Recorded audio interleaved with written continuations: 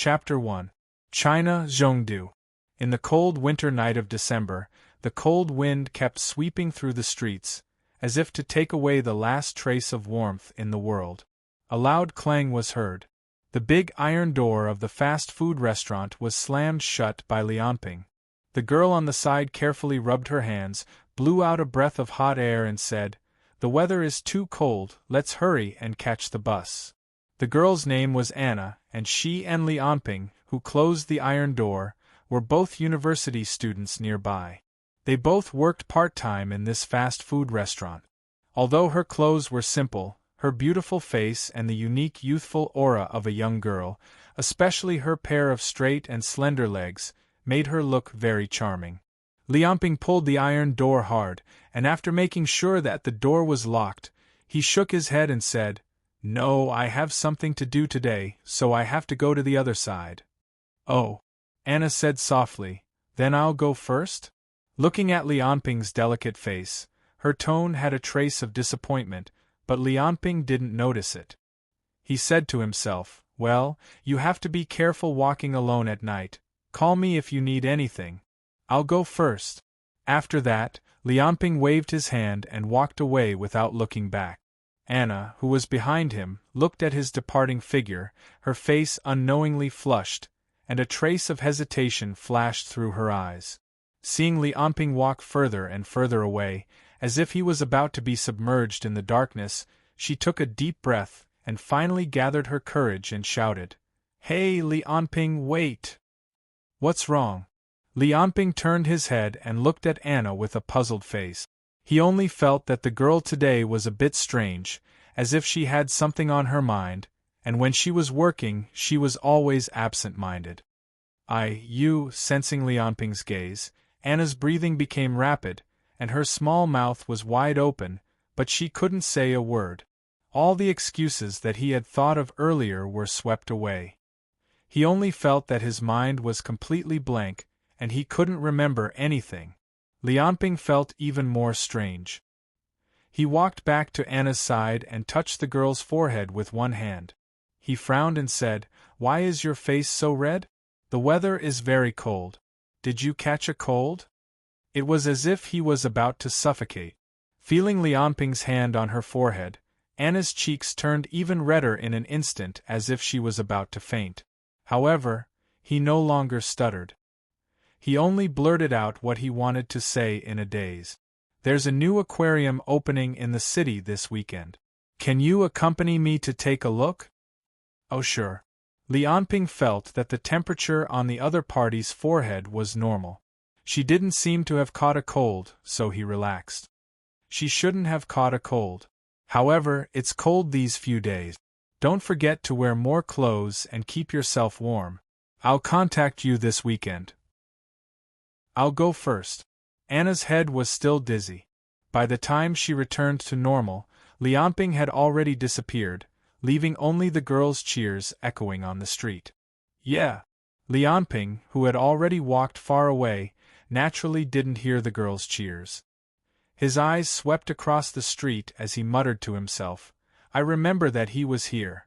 Did he leave today?" Over the past few days, Lianping would always see an old man with a child setting up a stall on the street when he passed by the street near the fast food restaurant. Zhongdu had been getting colder and colder these days. Because he saw the news on the internet that a homeless person had frozen to death on the street today, Lianping began to worry about the old man who set up the stall. Suddenly, Lianping's eyes narrowed as he saw the old man. He walked slowly to the stall and said with a smile, "The weather is so cold. Haven't you closed the stall yet?" The old man's face was full of wrinkles. Without the protection of gloves, his hands were frozen like a purple radish.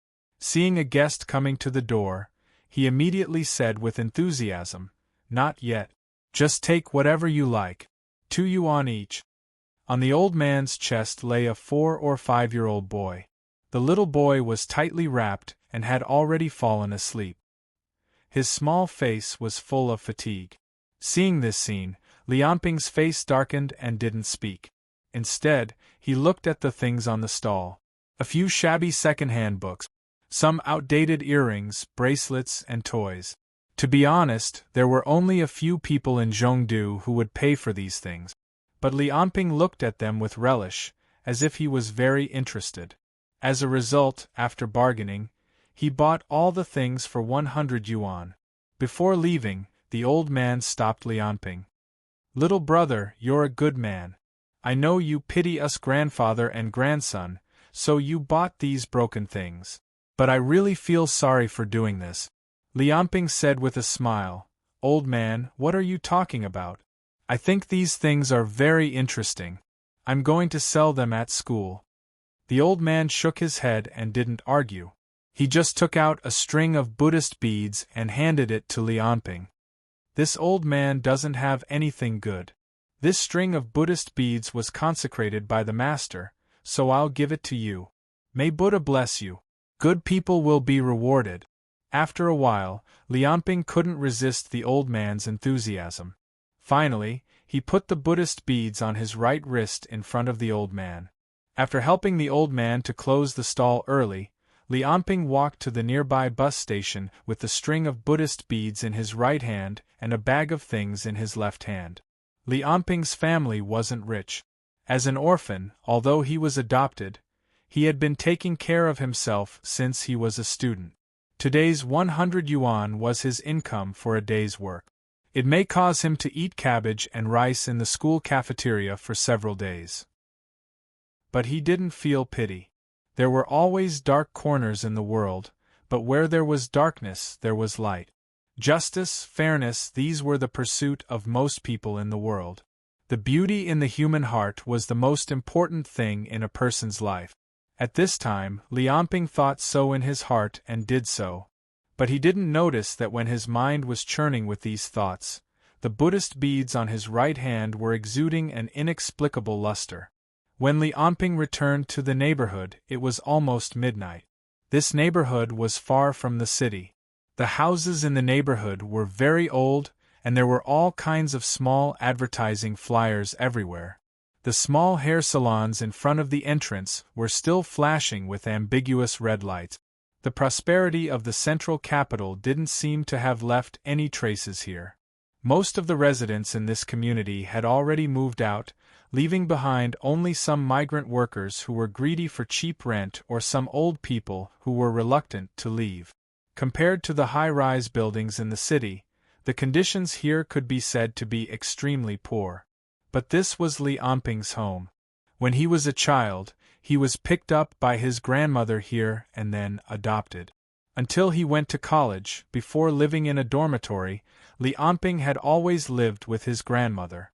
However, his grandmother was getting older and older. Lianping was a little worried about her living at home alone, so he came back twice a week to visit and take care of his grandmother. The entire neighborhood was in disrepair, and most of the remaining residents relied on the management fees. The property management was removed several years ago, and most of the street lamps were broken. In the dim light, the naked eye could only see a rough outline. However, Lianping's footsteps gradually became lighter, because he was so familiar with this place that he could walk out with his eyes closed. And no matter how bad this place was, it was always the place where he grew up. Every blade of grass and every tree around him was filled with memories of his childhood. At this time, a sudden burst of suppressed exclamation came from the green belt. "Who is it?" Lianping shouted in the direction of the sound. There was no response. In Lianping's vision, the surroundings seemed to have become darker. The green belt was silent, and only the sound of the cold wind could be heard. It was as if the exclamation just now was just an illusion. Just as Lianping frowned and wondered if he had been working too much recently and was too tired, another cry for help came. "Help!" This time, he heard it. It was a woman crying for help. After Lianping heard it, he threw down the bag and rushed out without thinking. The woman was stopped halfway through her shout. Lianping could only run in the direction of the sound. After a few steps, a man and a woman lying on the ground came into his sight. The man's back was facing Lianping, and he was lying on the woman's body. He covered the woman's mouth with one hand, and the other hand kept wandering around the woman's body, trying to take off her clothes one by one. He didn't seem to notice that Li Anping had already walked behind him. The woman's face couldn't be seen clearly. He could only vaguely hear the sound of crying, but it was blocked by the man's large hands. Someone was raping her. Seeing this, Li Anping was furious. He rushed down and pushed the man away, then swung his fist. Apparently, the man who raped Li Anping didn't notice that Li Anping had rushed behind him. He was suddenly attacked and was stunned. He only knew to wave his hands wildly, blocking Li Anping's fists. But he didn't forget to curse. Stop hitting. Damn, if you hit me again, I'll kill you. This man obviously lacked exercise and his limbs were weak. He could bully weak women, but he was no match for Li Anping, who had been fighting in the civilian district since he was young. Bang! Li Anping punched the man's face and kicked him to the ground. Hearing the other party's words, his anger surged again. He almost couldn't help but go up and beat the other party again. Yes, I'm beating you. I saw you rape her with my own eyes. Just wait to go to jail. The man sat up from the ground and looked at Li Anping in front of him. Evil fire rushed to his head. Where the fuck did this idiot come from? Don't you know who I am? I can King kill your whole family with just one sentence. Bastard, remember this. I'll kill you and make you beg me like a dog. Humph. Li Anping looked at the man on the ground with disdain and kicked him to the ground again. Seeing that the man was on the ground, breathing in and out, he turned to look at the woman. Miss, are you okay? The woman who was pushed to the ground by Shang Jinbang was only crying. Li Anping saw that although her clothes were disheveled, she was still wearing her underwear. Obviously, the man didn't succeed. He sighed in relief and asked, "Let me take you to the hospital first? I'll see if you're injured." Seeing that the woman still didn't answer, Li Anping sighed and carefully helped her up. The woman didn't resist and stood up. Although there was no light around, but at such a close distance, Li Anping could already see the other party's appearance. She was indeed a beauty. No wonder she was raped. Li Anping pulled the woman up and was about to help her leave.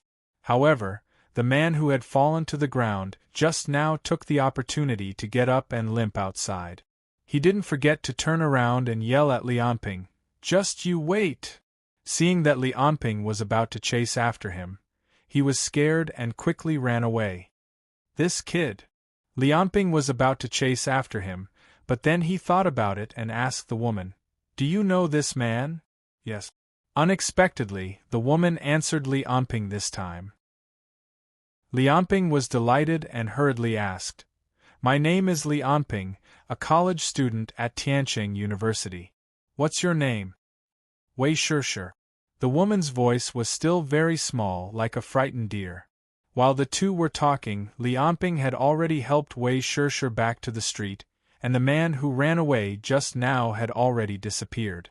Just as he squatted down to pick up the plastic bag that was thrown away earlier, a burst of bright light mixed with a loud roar came from behind him and Wei Shishir. When he turned around, he only saw a white sports car crashing toward him. Li Anping only had time to push Wei Shishir away from him before everything went black and he lost consciousness.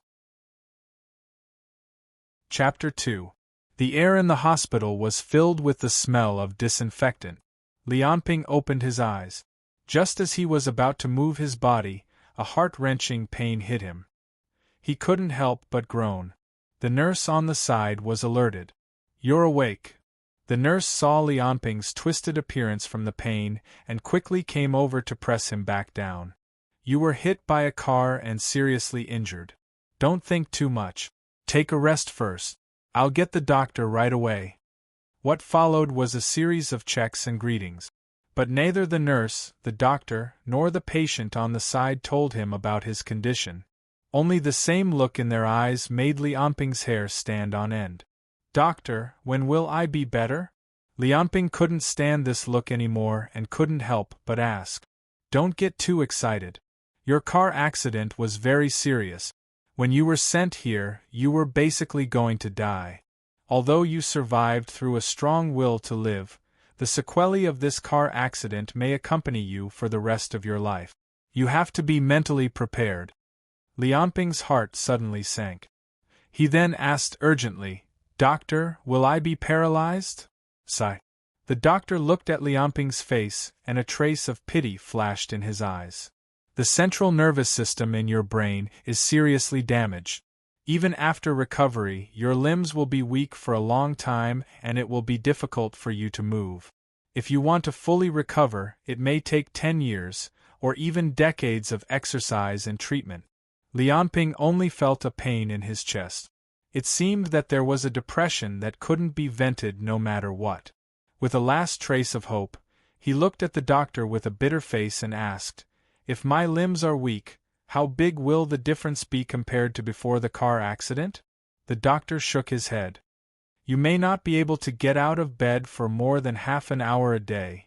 After receiving good treatment and exercise, you may be able to extend this time with crutches." As if afraid to see Lianping's desperate eyes, the doctor left the ward after he finished speaking. Only Lianping was left lying on the bed in a daze. No one knew what he was thinking. It wasn't until the police came in front of Lianping that he came back to his senses. Looking at the police in front of him, his eyes shone with unprecedented brilliance. "Did you catch the person who hit me? There was also a girl called Wei Shishir with me. Did you guys find her?" A total of 2 policemen came. One of them was a young policeman called Geng Zhong.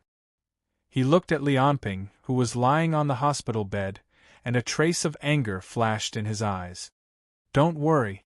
The Wei Shishir you mentioned and the driver who caused the accident are already under our control. The nature of this car accident is extremely bad. We will definitely punish the culprit severely." Later, Lianping found out that the person who hit him with the car was the man he caught raping. The man's name was Shang Zhenbang, and he was later arrested by the police in the suburbs. However, after he was arrested, he did not say a word. No matter how the police interrogated him, he did not say a word. He only asked the police to let him make the call. Fortunately, Lianping pushed Wei Shishir away at that time, allowing her to escape unscathed. Thus, after the police heard Wei Shishir's confession, they understood most of the situation based on the clues left behind at the scene. Now, he was here to get Lianping's confession. At that moment, Lianping told the 2 policemen everything he remembered. After getting Lianping's confession, he was not as excited as the young policeman. The older policeman already had a bad feeling in his heart. His name was Song Sishan, and he had been a policeman for more than 10 years. The sports car, the rape, and Shang Zhenbang's strange behavior of not saying a word and asking to make the call made Song Sishan instinctively feel a sense of danger. After hesitating for a long time, he still did not tell Lianping these things. He could only hope that these were all his misconceptions. After the 2 policemen left, Lianping's originally depressed mood became somewhat uplifted. This time, the evidence was conclusive. Shang Zhenbang was definitely going to jail. Not only that, he also had to compensate Lianping a large sum of money. Justice would be served in the end. Although his body could no longer do any physical activity, the compensation from this car accident was definitely enough for Lianping to finish college. And now, society was a technological society. Even if he could not leave home, Lianping believed that relying on his own talent and the knowledge in his mind, he could still make a name for himself. Besides, he still had a wheelchair. In the future, he could also use a wheelchair to go out. Besides, the doctor also said that after treatment and exercise, there was a possibility of recovery. Lianping kept comforting himself, as if the injury was really not a big deal. However, there was only a trace of gray in his eyes that could not be removed. Regret? Maybe. Half a month had passed.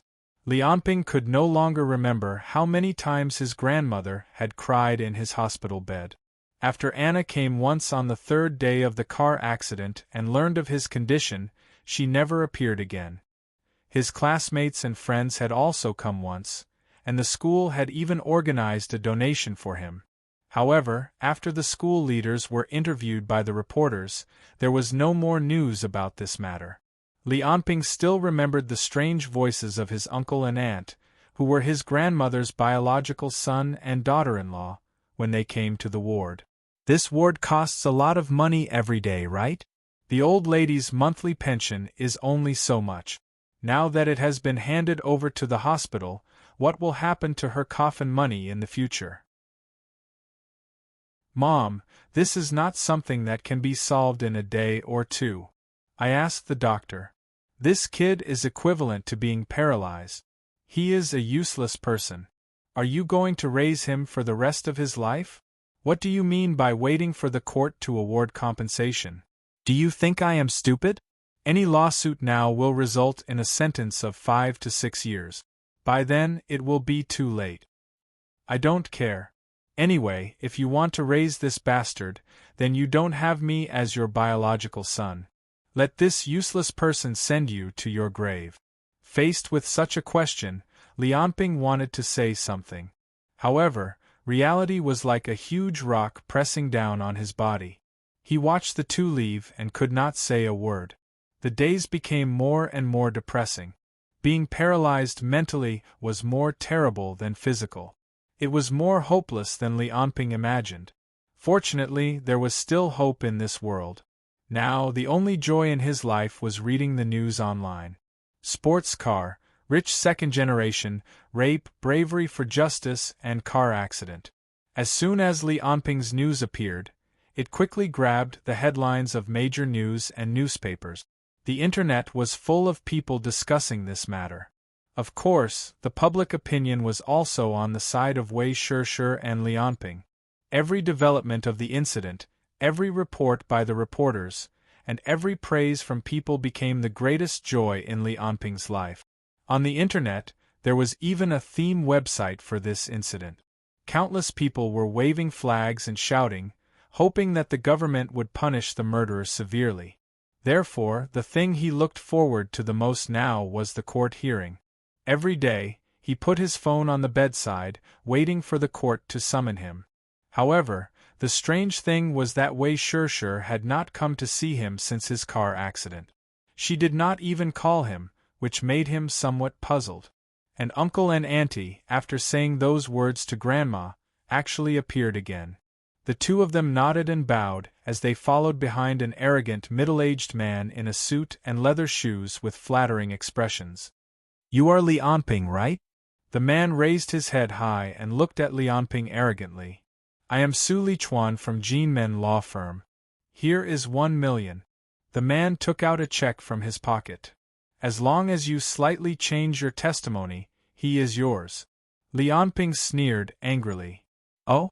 How do you want me to change it?" The man did not seem to notice the abnormality in Li Anping's tone, or perhaps he was too confident in the bank card in his hand. He said to himself, "It was too dark at the time. You didn't see what the person looked like. Later, you found out that the car owner was Shang Jinbang, so you thought that person was Shang Jinbang. In fact, after thinking about it, that person didn't look like Shang Jinbang. You can just say that." Seeing Li Anping reach out his hand, Su Lichuan smiled as if he expected it and handed the bank card to Li Anping. But the next scene was obviously out of his expectations. Li Anping folded the bank card in half and threw it at Su Lichuan's feet. "Don't even think about changing my testimony. Tell Shang Jinbang to prepare to spend the rest of his life in prison. As for the compensation, I will naturally ask you for it after the lawsuit." After saying that, Li Anping looked at Su Lichuan with a face full of mockery and satisfaction. He felt great satisfaction in his heart. He felt great satisfaction in his heart as everyone looked at him in surprise. Looking at his uncle, auntie, and Su Lichuan's shocked and angry eyes, Li Anping puffed up his chest and felt proud of his answer. At this moment, his body seemed to be full of strength. He felt that he had a clear conscience. Su Lichuan took a deep breath and his face became very ugly. He looked deeply at Lianping and said word by word, "Good, good, good. I hope you don't regret it." After saying that, he left without looking back.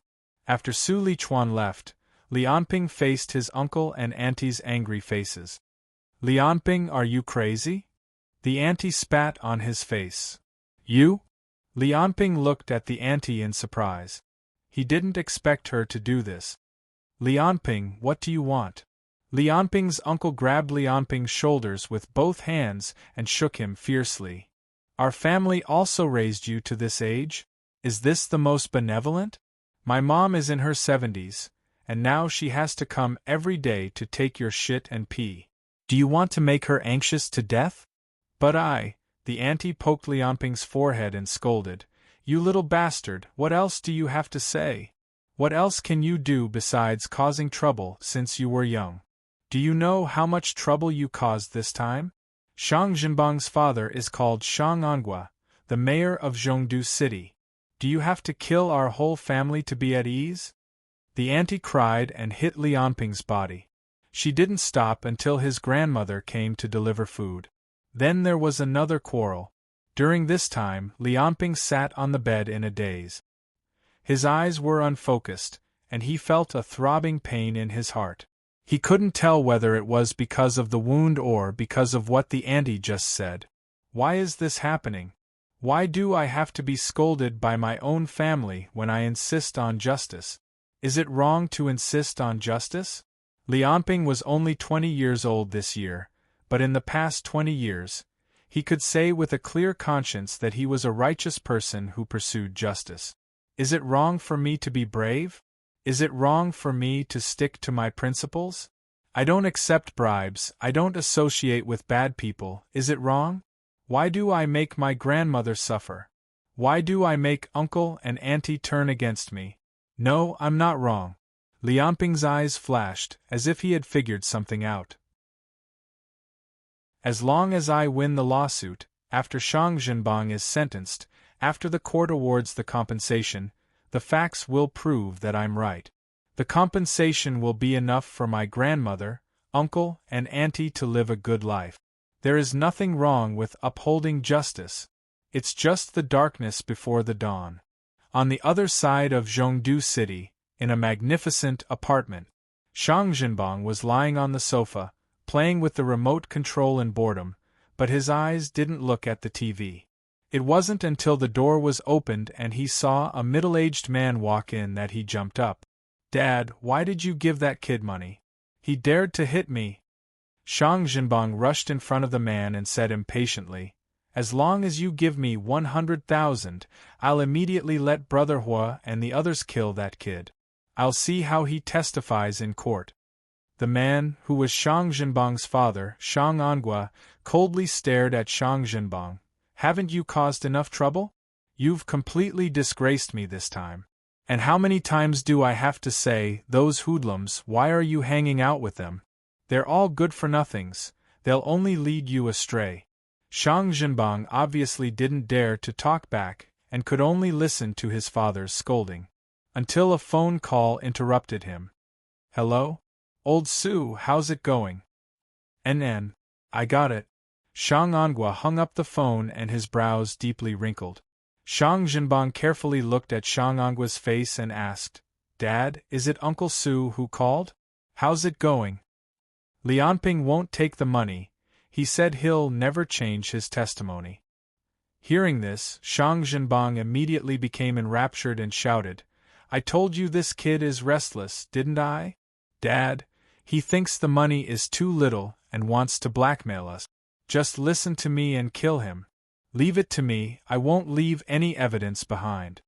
Bang! Shang Angua slammed his fist on the table and scolded, "It's all your fault, you bastard. Stay at home for this month.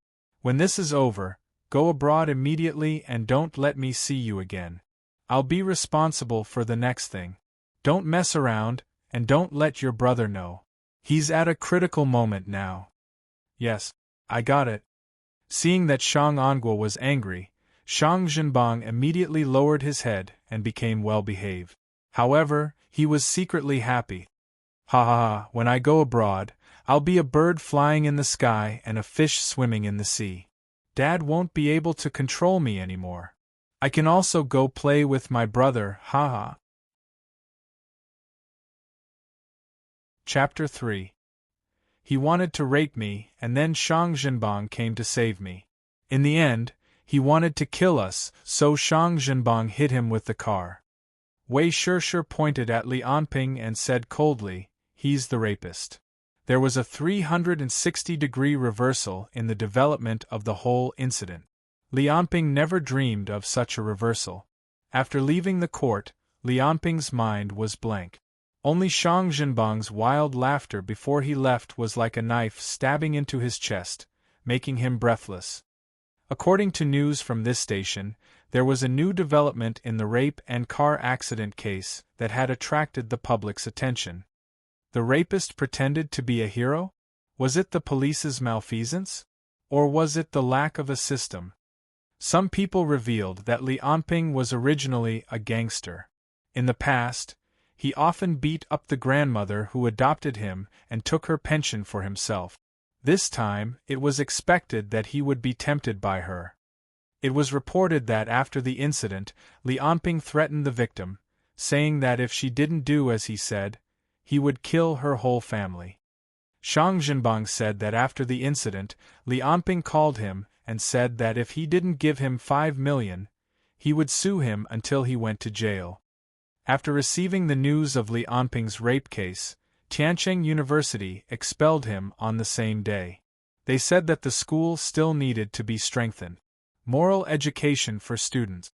Shang Zhenbang acted bravely for a just cause this time, but he was framed. We need to think deeply about it. This shows that there is still a big loophole in our country's judicial system. News after news appeared on TV and the internet. Li Anping's heart became colder and colder. Every time the nurses and doctors in the hospital looked at him strangely, his body couldn't help but tremble. I'm not lying. I'm not lying. Shang Zhenbang wronged me. Wei Shishir, that be asterisk ts, she was bought by them. But no one believed him. Only his grandmother still took care of him as usual and did everything for him. His grandmother sat by the bed and advised, "Shaoan, it's okay. Good people will be rewarded. I believe that you were wronged. We'll go appeal again. The truth will come to light." But things were only going in a bad direction. The court's decision was quickly released. Shang Zhenbang was acquitted, but Li Anping, if he didn't appeal, he would face more than 10 years in jail. Considering that he was seriously injured and wouldn't go to jail, there would be someone to watch over him 24 hours a day. His medical expenses also became a huge burden. "Dr. Song, please give me a few more days. I'll go and borrow some money right away. I'll give it to you as soon as I get it." Grandma held the doctor's hands and begged. The number of wrinkles that had appeared on his face during this period of time was even more than the number of wrinkles that had appeared in the past 30 years. Her twos to her to her twos to her to her to her to her. Her to her to her to her to her to her to his to her to her to her to her to her to her to see. And to be honest, people like Li Anping don't worry about him. Just let him fend for himself. Grandma just kept begging Dr. Song. Seeing that the other party was unmoved, she suddenly knelt down and kowtowed. "I beg you, Dr. Song. Anping was raised by me since he was a child. I can't just look at him and leave him alone." Dr. Song was shocked and hurriedly helped his grandmother up. "Hey, get up quickly. It's not good for you. Hey, okay, 1 month. The hospital can only give you 1 more month. After a month, if you can't get the money, you really can't stay here. Sorry, all the evidence has been tampered with." The young policeman Gung Zhong came to the ward. His fists were clenched white.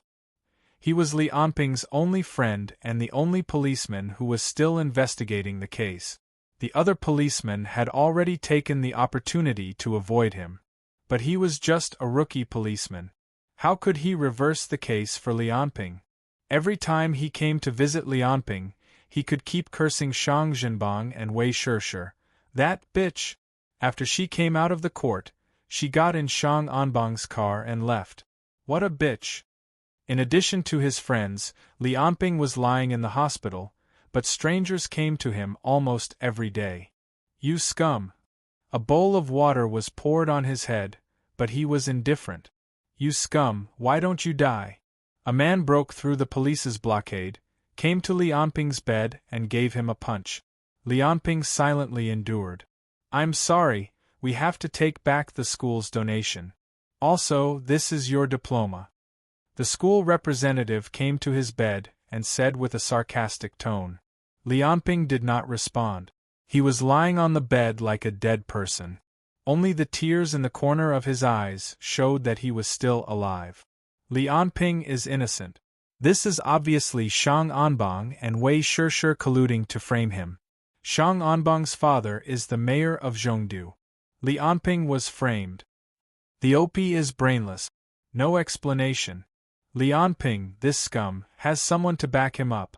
It's an eye-opener. The facts are in front of us. Li Anping's rape and murder case is irrefutable. The OP is such a sensationalist and cheats people of experience. It's really disgusting. Everyone, don't reply.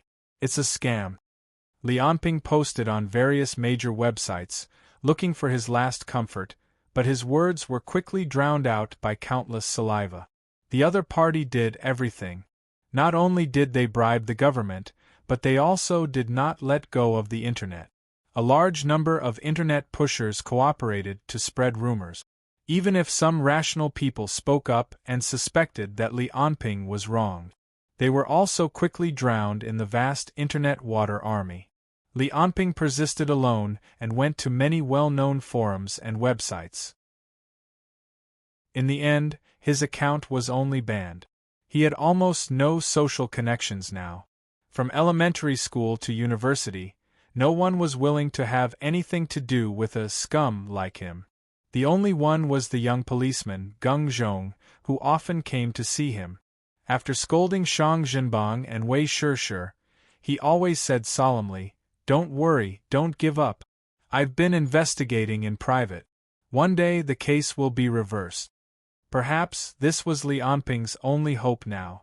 A few weeks later, on a stormy night, the big raindrops hit the glass window, making continuous patter. Geng Zhong walked into Li Anping's ward again. His face was very ugly. "What's wrong?" Li Anping looked at him but was not worried.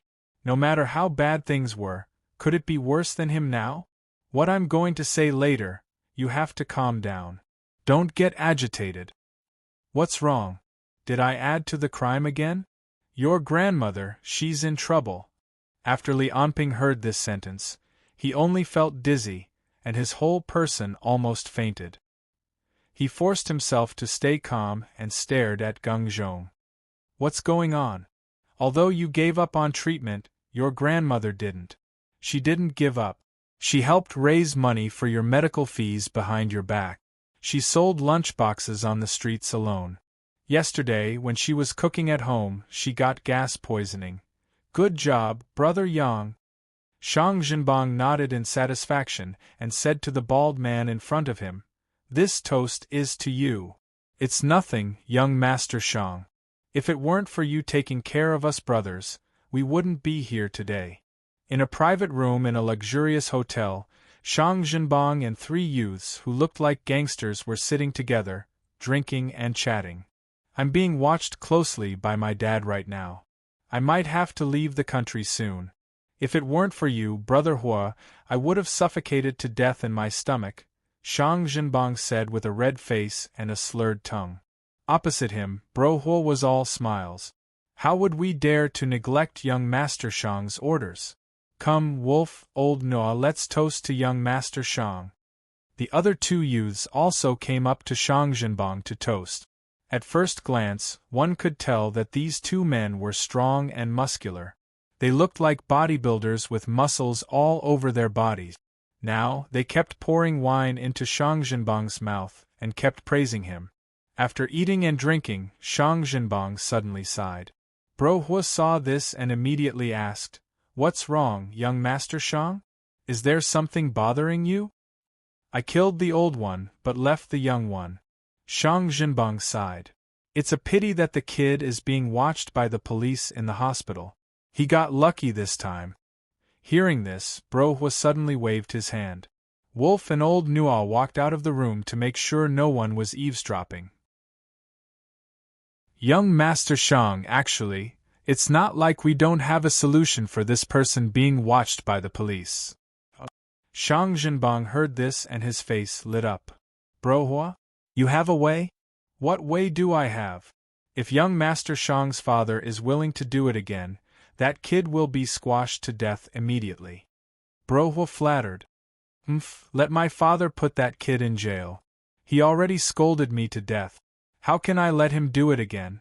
Halfway through his sentence, Shang Jinbang's phone suddenly rang.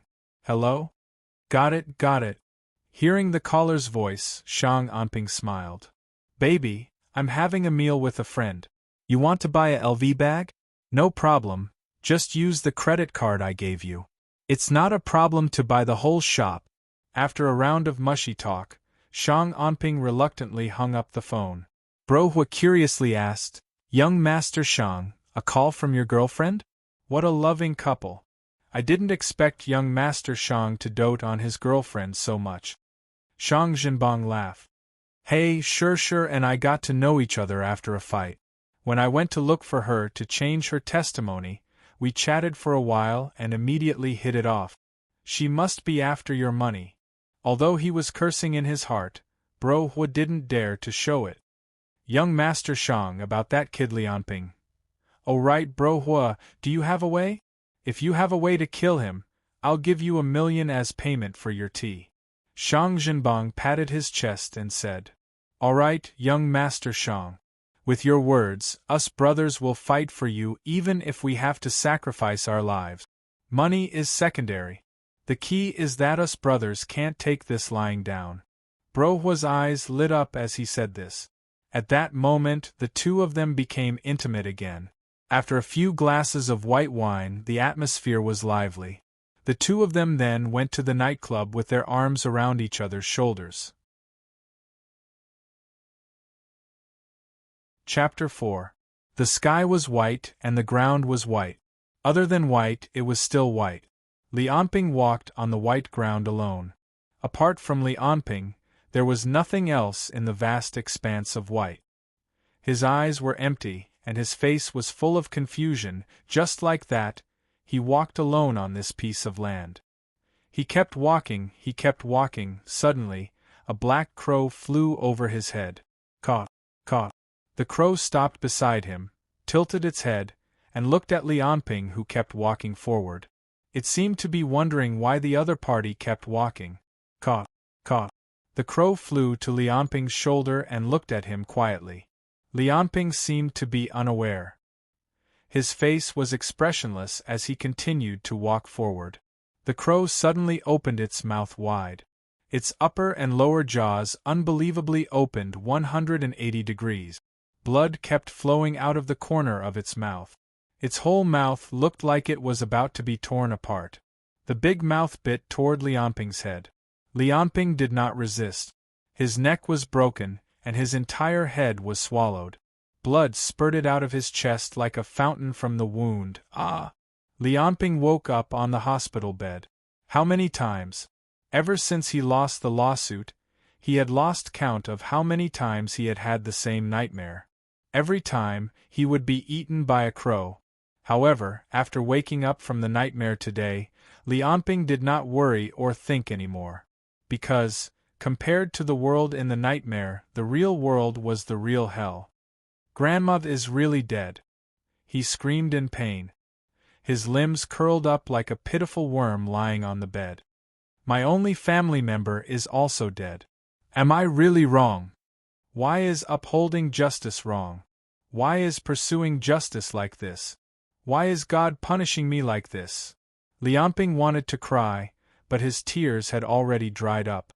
He wanted to hit the bedboard with his hands, but he could not even raise his hands. He even needed help to urinate and defecate now. He could only whimper in a low voice every noon and night. He punished himself in the nightmare. Ah! Lianping slammed his head on the bed. Only physical pain could slightly alleviate his mental despair. Outside the ward, the police officer sent by the court to watch over him knocked hard on the door, making a loud bang. He scolded, "You're so stupid. Stop yelling. This is a ward. Don't disturb other people's rest." Lianping did not respond, but he did stop shouting. When he had thought of all the ways, when all hope had disappeared, when his only family member had died, Lianping was completely disheartened. He thought of he was dead. "Don't you want revenge?" At this moment, a voice sounded in his mind. Lianping looked around in bewilderment, but did not see anyone. "Don't look around. I'm in your heart. I'll ask you again. Don't you want revenge?" The voice appeared again and said in a tempting tone. This time Lianping heard it. The other party's voice actually rang out in his mind. However, perhaps because of the great change he had encountered, or perhaps because he thought he was hallucinating, he wasn't surprised at all. He didn't even respond to the voice. "Do you want to be immersed in sorrow? So decadent?" The voice saw that Lianping did not answer him and had to ask again. "If you punish yourself like this, you will only let your real enemy go unpunished." Lianping said with a bitter face, "Revenge? Who will I look for revenge? I'm just a cripple. I even need someone to help me eat or go to the toilet. I can't even survive, so how can I talk about revenge?" Hee. The voice sneered. "Your body is not a problem. As long as you want revenge, I can help you." Lianping's heart flashed with a trace of fire. His chest seemed to be burning. "How can you help me?" "Don't ask too much. Let me ask you first. In order to heal your body, how much are you willing to pay?" Lianping said impatiently, "I have nothing left. As long as you can heal my body, I'm willing to pay anything." He did not notice that the original topic of revenge had unknowingly changed to healing his body. The voice heard Lianping's words and did not immediately respond. A few minutes later, when Lianping almost thought that everything was just an illusion, the voice said meaningfully, "What you think is very precious may be useless to me, but some things that are worthless in your eyes are very important to me." Lianping did not understand the other party's meaning. He only heard the other party continue to speak. "The policeman outside, his name is Long Tao. He's poor, eating and waiting to die. These words are the best description of him. His classmates in the same period got promoted and got rich. He's the only one who is still fighting on the front line, living on a meager salary. He's over 30 years old and he doesn't even have a wife. The only thing he can do is to complain about the injustice of society and the incompetence of his superiors. What does he have to do with me?" Lianping asked puzzledly. "Also, how do you know about his situation?" "I'll tell you the reason later. Right now, I just need you to touch his body with your right hand." Lianping's tone was somewhat hesitant. "Is that all?" The voice laughed, like the whisper of a demon. "How can it be so simple? I just want to borrow your hand to knock him out. When I'm healing him, I don't want to be disturbed." "Okay, I'll do as you say." After a while, the two of them stopped talking. The entire ward seemed quiet. Lianping turned his body sideways and slowly rolled toward the inside of the bed. Because his limbs were nearly paralyzed and he was wrapped in a blanket, he moved very slowly. With a thud, Lianping fell off the bed and hit the floor, making a soft sound. "What's going on?" Long Tao, who was at the door, heard the crash and immediately opened the door and rushed in. The bed was parallel to the door, and Lianping was falling toward the inside of the bed. Long Tao, who came in, could not see him for a moment. Worried that something had happened, he rushed to the other side of the bed. However, just as he saw Lianping fall to the ground, the other party grabbed his leg with one hand. "What are you doing?" Anna's heart felt a little anxious. After visiting Lianping last time, she happened to be going abroad to study. This was a way for universities to send students to foreign universities to attend other universities' courses after receiving money. Originally, she wanted to ask Li Anping to go to the aquarium with her before the study trip. Unexpectedly, Li Anping was involved in a car accident. Then, when Anna returned to Zhongdu after a month of study trip, Li Anping had become a scum that everyone wanted to beat. She hesitated for a long time, and finally came to see him that night. At least, I have to hear him tell me what happened. In any case, Anna could not reconcile the usual bright, kind, and justice-seeking Li Anping with the criminal in the news. Taking a deep breath, she walked toward the ward with apprehension. "What did you do?" Li Anping suppressed his anger and asked. "Oh, you don't have to shout so loudly, you can directly communicate with me through your mind." The voice replied maliciously, "As for what I did? Hey, from the beginning to the end, weren't you the one who did it?" Li Anping looked at the body lying on the ground and said incredulously, "You killed him! How could you kill him? You said that you just knocked him out." "Hey, it's really disappointing. After experiencing so many things, don't you have any awareness? The world is constantly changing, and the only thing that remains unchanged is the stupidity of human beings. Their filth and ugliness is simply more disgusting to me than a cesspool. Do you know how this policeman sees you? In his eyes, you're just a pile of garbage.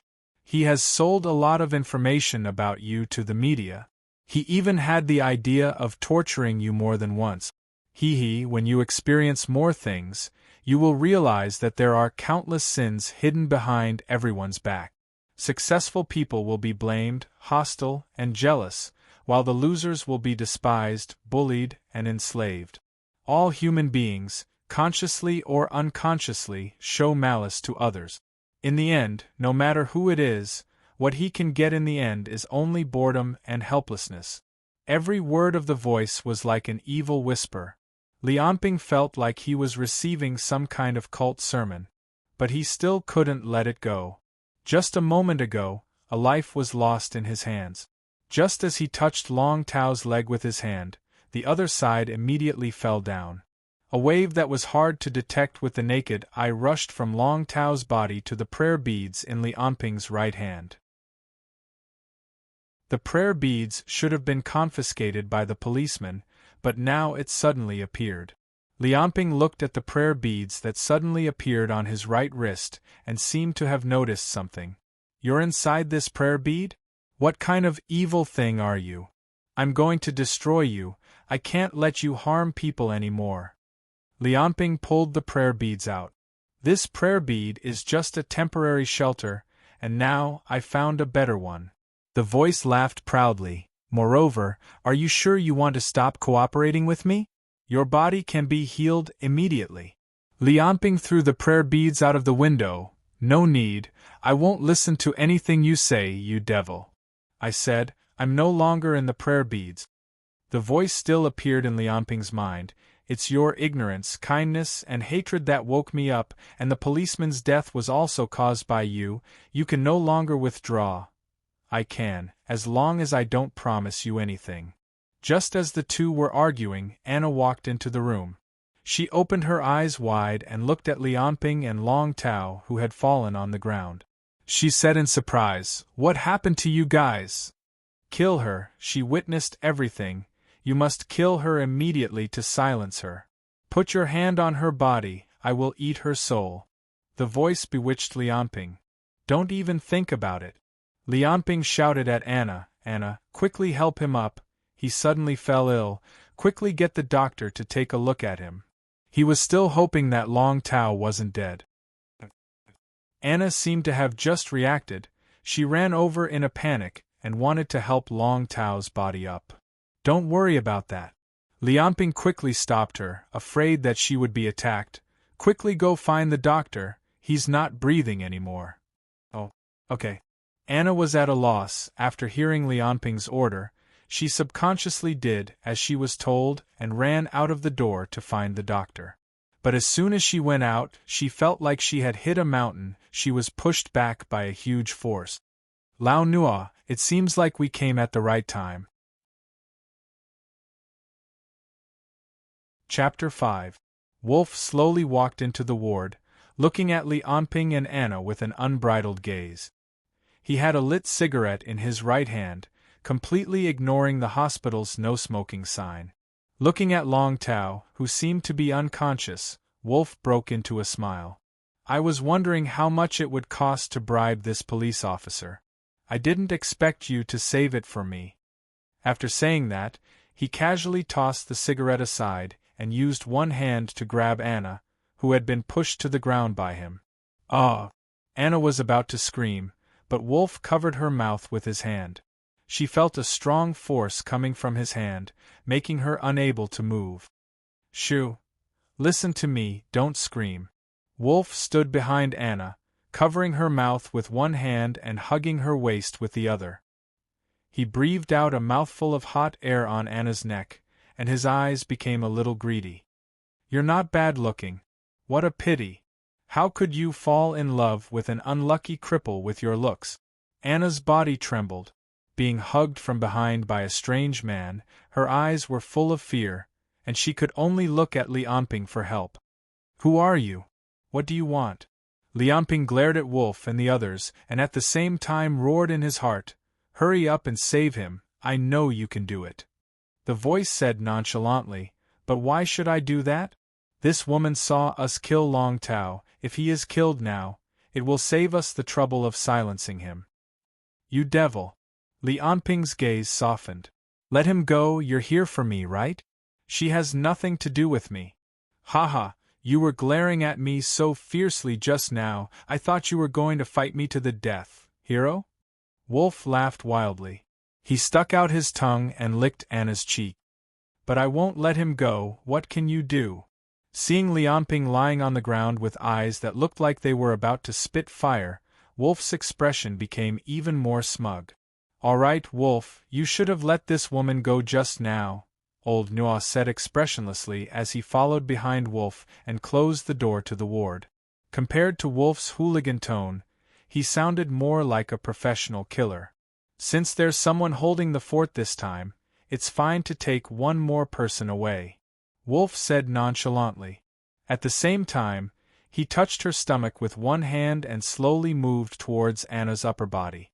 Anna, who was being hugged tightly, felt the invasion of the other party, but she had no strength to resist, especially in front of Li Anping.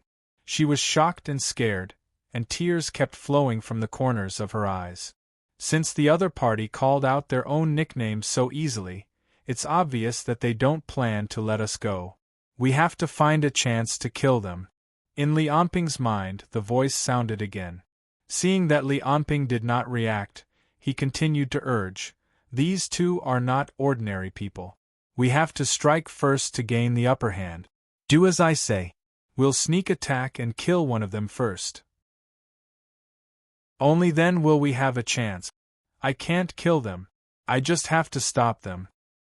Idiot. Their conversation was naturally not heard by others. Seeing Wolf's expression, Old Nua frowned. Don't complicate matters. The Shang family is already giving us a lot of pressure this time. You don't want to make Brother Hua angry, right? Humph. Wolf looked at Old Nua with slight displeasure. He grabbed Anna's neck with one hand and lifted her over his head. Then we'll play later. With that, Wolf swung Anna violently and smashed her against the wall. He allowed her to smash her head open before she fainted on the ground. Blood flowed out from the back of Anna's head and covered the ground. What are you doing? This scene shocked Li Anping. Seeing the other party smashing Anna against the wall without a care, he finally realized that the two people in front of him were not ordinary criminals. They were more unscrupulous and cruel. You still have the time to care about others? Do you know that someone paid money to take your life? Wolf walked step by step in front of Li Anping. He squatted down and looked at Li Anping, who was lying on the ground as if he was looking at a toy. Old Nua behind him said coldly, Hurry up and do it. Don't say anything unnecessary. Wolf, who was squatting in front of Li Anping, shrugged his shoulders. He grabbed Li Anping's hair with one hand and raised his head to eye level. Then let's not waste any more words. We'll just kill you directly. Dong. There was a loud bang. Wolf held Lianping's head and smashed it against the ground. Lianping felt that his head was about to explode from the pain. Red blood flowed out from his ears and nose like dye. His consciousness started to blur and his vision was covered with a layer of red. There was only a crazy voice in his mind. Ability users, damn it! They are ability users. I can't absorb their souls now. Hurry up and let go of control of your body, or we will all die. Lianping almost fainted from the impact. If the owner of the voice hadn't used his own energy to protect his brain, he would have died long ago. How could he answer the other party's request? Damn it! Be *starred, you idiot! Why did I choose you? The voice cursed angrily, but it couldn't change the current situation. Wolf picked up Lianping's head and looked at his bruised and swollen face. He was a little dissatisfied and said, "Your head is really hard. A normal person would have exploded into tofu after being smashed by me like that. If it were any other time, I might have let you go. But this time, the other party paid quite a lot of money. I can only smash you again." He laughed and said, "Those rich people are really cruel. They can't even let a cripple like you go." Hearing this, Lianping's eyes flashed. His groggy brain seemed to clear up in an instant. He forced his eyes open and asked intermittently, "You said, old woman? My grandmother, she was done by you? Oh. You're still conscious?" Wolf said in surprise, "That's amazing. That hit just now was enough to crack your skull. Your brain is already bleeding badly, but you can still speak?" Wolf poked Lianping's head in surprise. When he heard the other party cry out in pain, he smiled cruelly and said, "All right, as a reward, I'll let you die knowing the truth. Your grandmother was also done by one of our people, but it wasn't me. But the one who paid is the same person. You should know him. Shang. Zhen. Bang?" Hearing Lianping say these 3 words, Wolf didn't know why, but he suddenly felt a chill in his heart. It was as if he had made a huge mistake. The commotion in the room finally attracted the attention of others. Footsteps could be heard in the corridor. "Stop fooling around," Old No urged. "Hurry up and settle this. If someone sees us, it'll be hard to explain to Brother Hua. Can you help me get revenge?" Amidst the soundless cries, Lianping could only see a black shadow moving around his body. Sure, as long as you make a deal with me." "A devil's deal? What else do you want from me?" "I have nothing left." "Do you still have the right to refuse?" "All right, as long as you help me get revenge, then as a reward, you can have anything you want, be it my body or my soul." Ha ha ha ha ha ha ha ha. After hearing Lianping's words, the voice first smiled, then laughed louder and louder, more and more pleased with itself, until Lianping's entire mind was filled with the other party's laughter. Wolf was just about to press Lianping's head down when he realized that his hand was being held in a death grip. Lianping held Wolf's arm and raised his head to look at Wolf, his eyes bloodshot. Strange noises came from his body, as if something was crawling in his body. "I don't need your soul, nor your body. I just want to make a deal with you.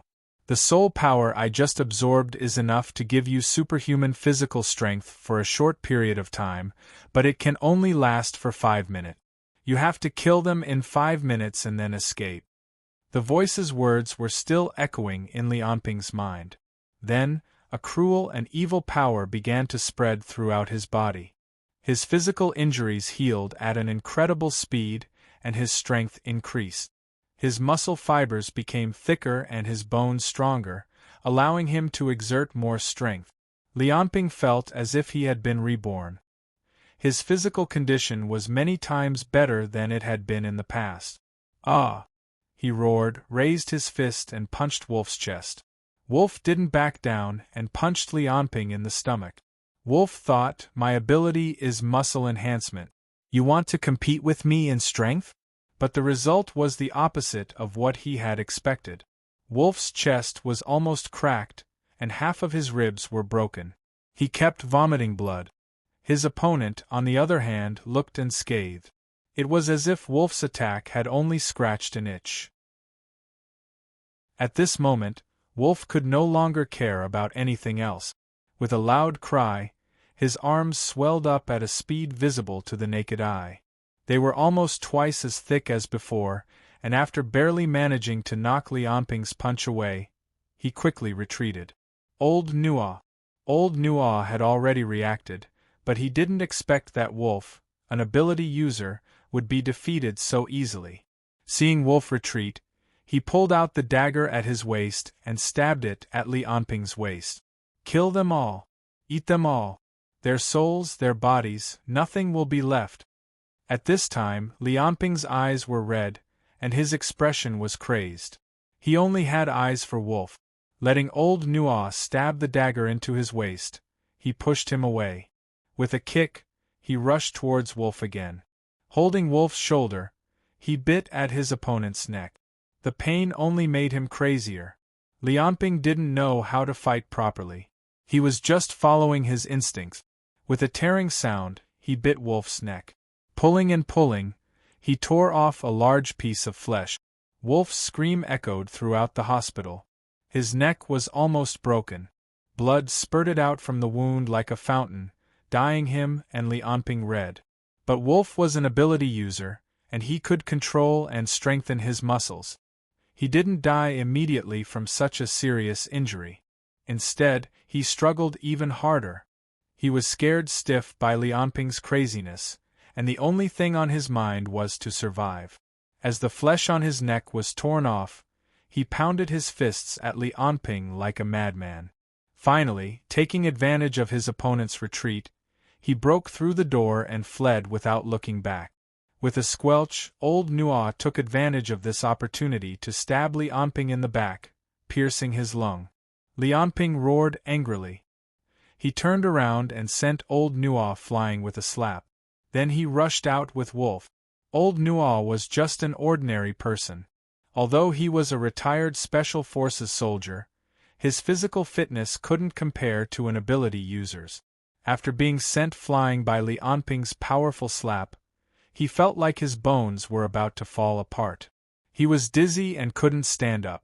When he came back to his senses, he heard the crisp sound of bones and flesh in the corridor outside the ward.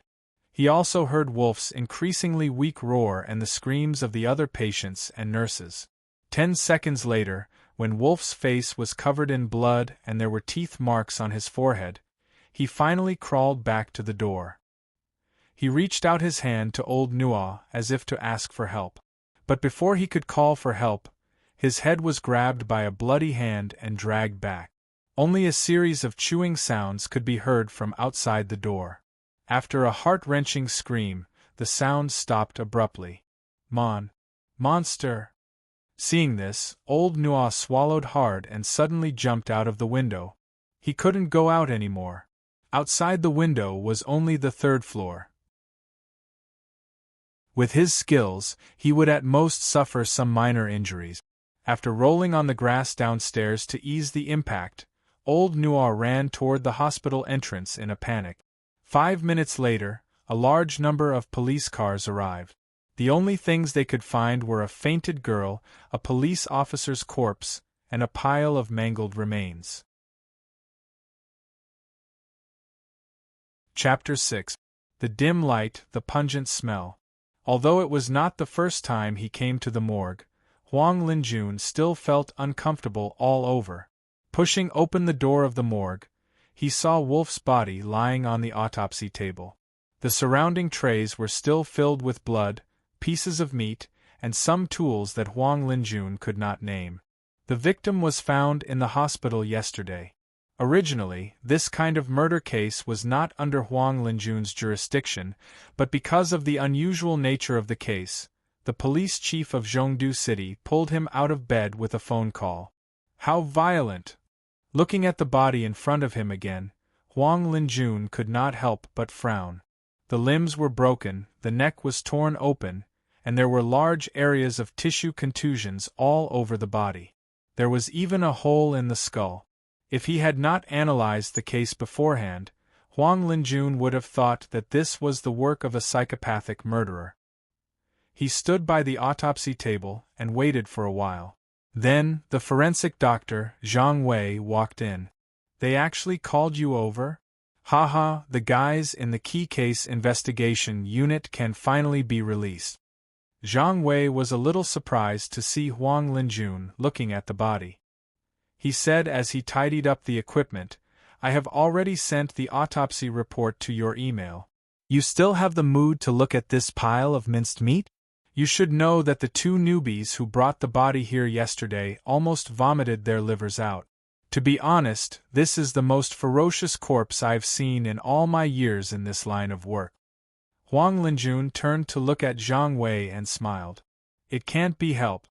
After all, I am the only one in the department who can handle this kind of thing. I am here today to ask you some questions, some things that can't be found in the autopsy report," Huang Linjun said meaningfully.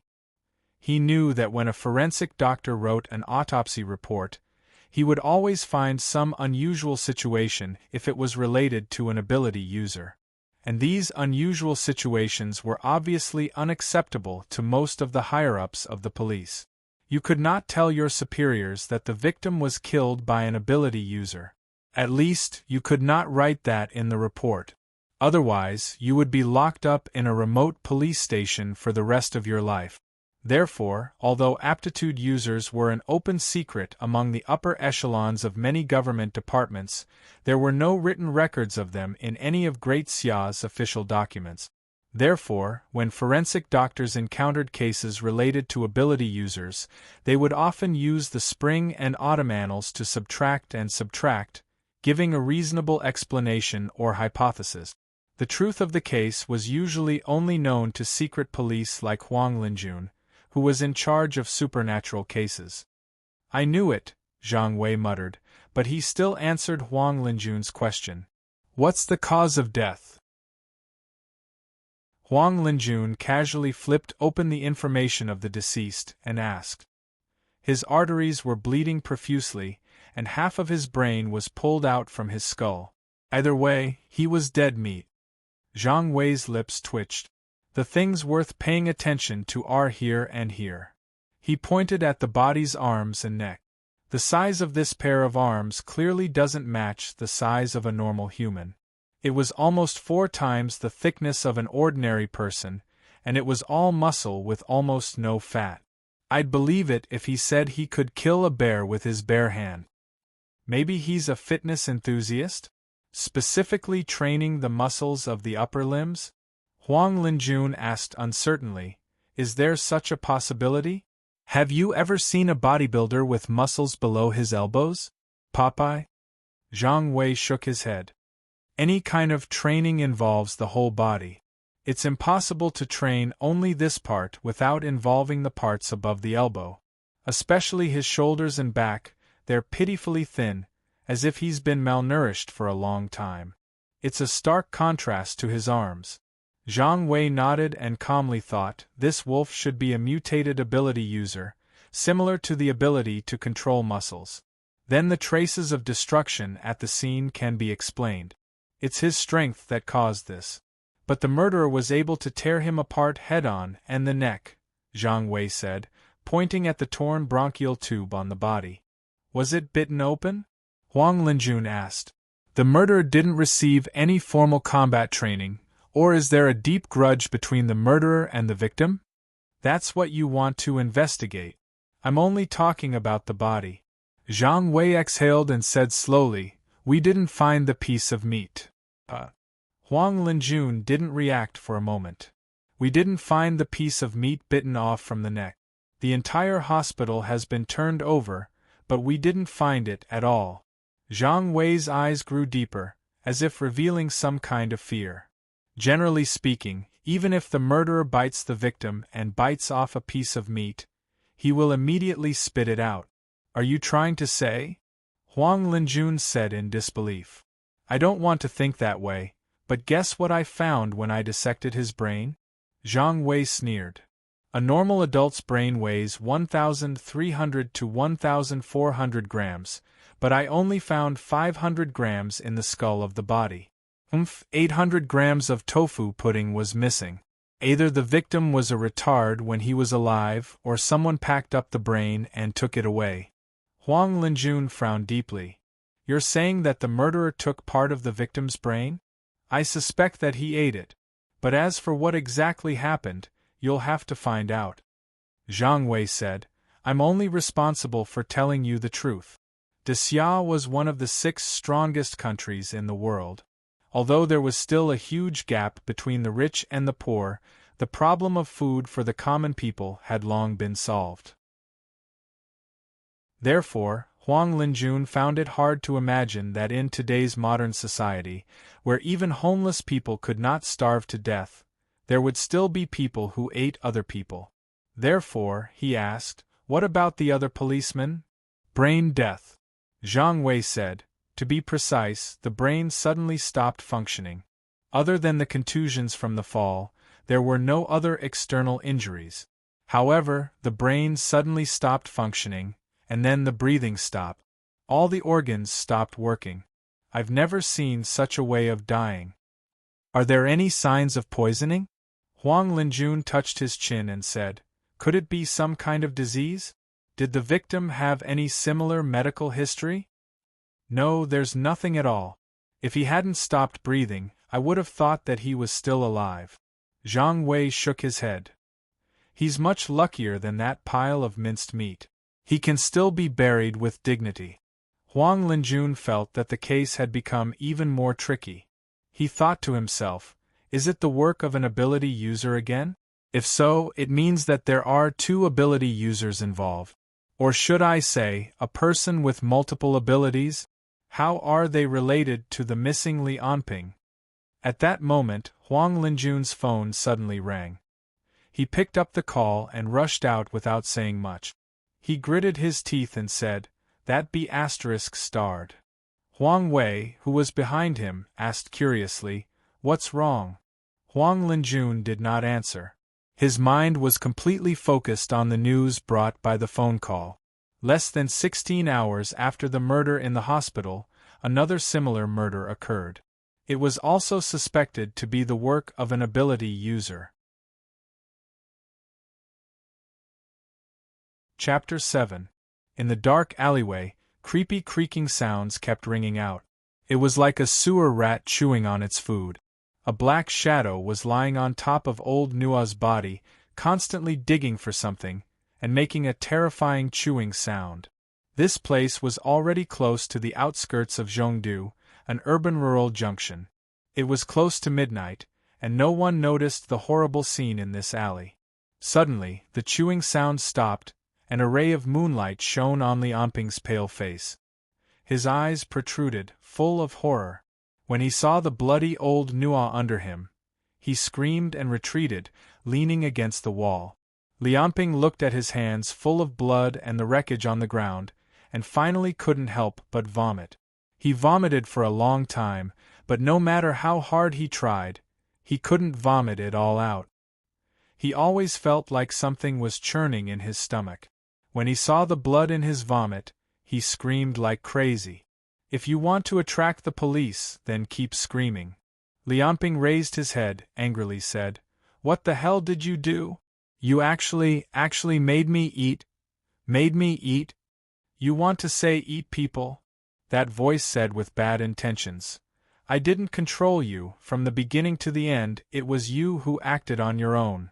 Killing the police, killing the first intruder, and chasing the second intruder, killing him and then eating a few mouthfuls of his flesh, all of these were done by you. How is that possible?" Li Anping hysterically slammed his head against the wall. "How can I eat people? You devil, how can you make me eat people?" Heh, I said I didn't control you, I just gave you power." The voice sneered. "Everything you did after that was driven by your instincts under the influence of your power. Li Anping, you were born a devil. In your more than 20 years of pursuit of justice, hidden in your heart is the deepest malice of mankind. For you, killing people is as natural as breathing, destroying lives is as simple as wearing clothes or eating. These are your instincts. This is the real you.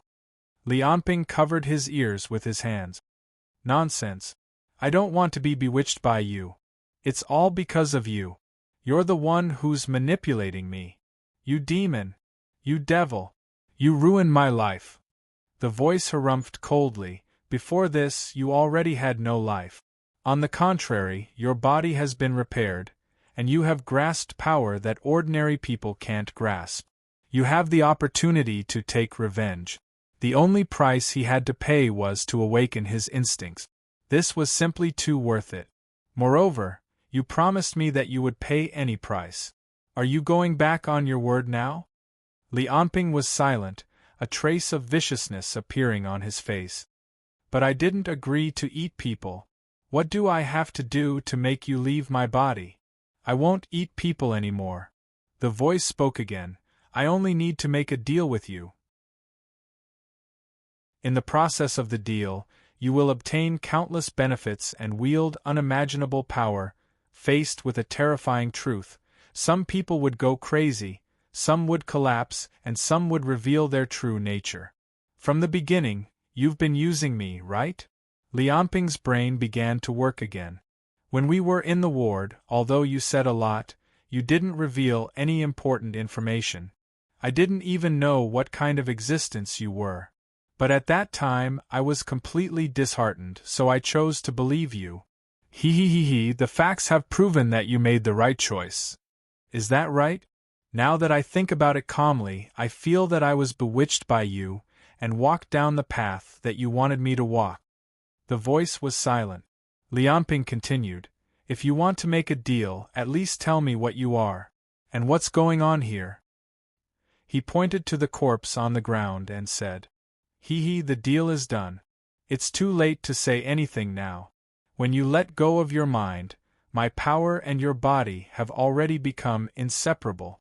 Speaking of which, shouldn't you take a look at your own body first? Hearing that, Lianping stood up and lowered his head to take a look at his own body. He let out a cry of surprise and looked at his own torso and limbs in disbelief. He cried out, How is this possible? His body, which was originally 1.8 meters tall, had grown even taller, almost to 1.9 meters. His thin and weak body, which had been tortured on the hospital bed, had become extremely strong. The muscles on his arms and thighs, in addition to his streamlined abdomen and chest muscles, made him look like a gymnast or a swimmer. Compared to his appearance from a day ago, it was a world of difference. At the same time, a voice filled with temptation rang out in his ears once again. My ability is to strengthen myself by consuming human souls and bodies. After I'm lodged in your body, you'll have the same ability. As long as you continue to hunt humans, you'll become stronger and stronger, and your body will be closer to perfection. As long as you hunt enough humans, one day you'll become the god of the new world, using your own will to run this world. Don't even think about it. Lianping's tone was resolute. I'll never eat humans. Furthermore, what you're saying has no evidence. No evidence? Then how do you explain your current body? How do you explain what you did in the hospital? The voice mocked. You absorbed the soul of that policeman, which allowed you to fight against that metahuman who could control muscles. Then, you ate that metahuman, which allowed you to chase after this man and complete the initial transformation of your body. The one who did that wasn't me. It was you. Lianping growled. Don't even think about using me, you monster. I won't be manipulated by you anymore. Then how are you going to take revenge? It's fine if you don't want to eat humans to strengthen yourself. But what are you going to do now? The police are looking for you, and the Shang family won't let you go. Although they aren't sure that you're the one who killed the people in the hospital, they know that you're missing. If they send a stronger metahuman next time, with your current strength, only death awaits you. That's none of your business. Lianping hugged his head and walked out of the alley. What a rookie. You don't even know how to hide the corpse after eating it. Lianping didn't say a word and walked out of the alley. Although his thoughts had returned to normal, His heart was still in a mess. He wanted to vent, but he didn't know what to do. He wanted to find someone to talk to, but he didn't know who to look for. He walked alone on the cold winter street. He was still wearing the hospital gown with bloodstains on it, which made him look extremely strange. The cold wind blew on his body, but Lianping didn't feel cold at all. His body was filled with an endless amount of power. Although he wasn't as strong as when he was in the hospital, his strengthened body had already far surpassed that of an ordinary person. Gradually, Lianping walked faster and faster. He started running, and the map of the entire city appeared in his mind, as if he was looking at the map in his hands. He had never felt that his memory was so strong. His arms swung powerfully, his feet stepped on the ground, and a huge force pushed his body forward. Feeling the wind blowing on his face, Lianping ran at the speed of an ordinary person's sprint, as if he wanted to vent all the depression in his heart. But his strong body didn't feel tired at all, his limbs didn't feel sore, his lungs were breathing normally, and there wasn't even a trace of wheezing. When he came to a stop, he just felt that his legs were slightly sore, like an ordinary person after a meal. It wasn't until dawn that he realized that he had unknowingly traversed dozens of kilometers and returned to the neighborhood where he used to live. Did I subconsciously come back here? Lianping murmured, seeing the familiar grass and trees nearby. He experienced a feeling of things being the same, but people have changed. The last time he came here, he was still a university student in his prime, a hero who acted bravely for justice. But now, he became a rapist that everyone despised, a murderer that the police wanted.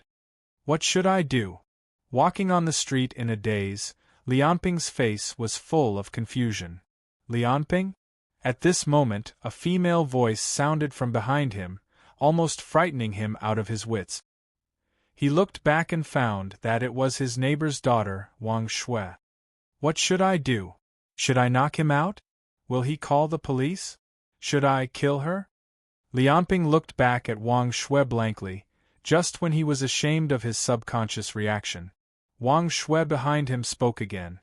I'm sorry, I mistook you for someone else.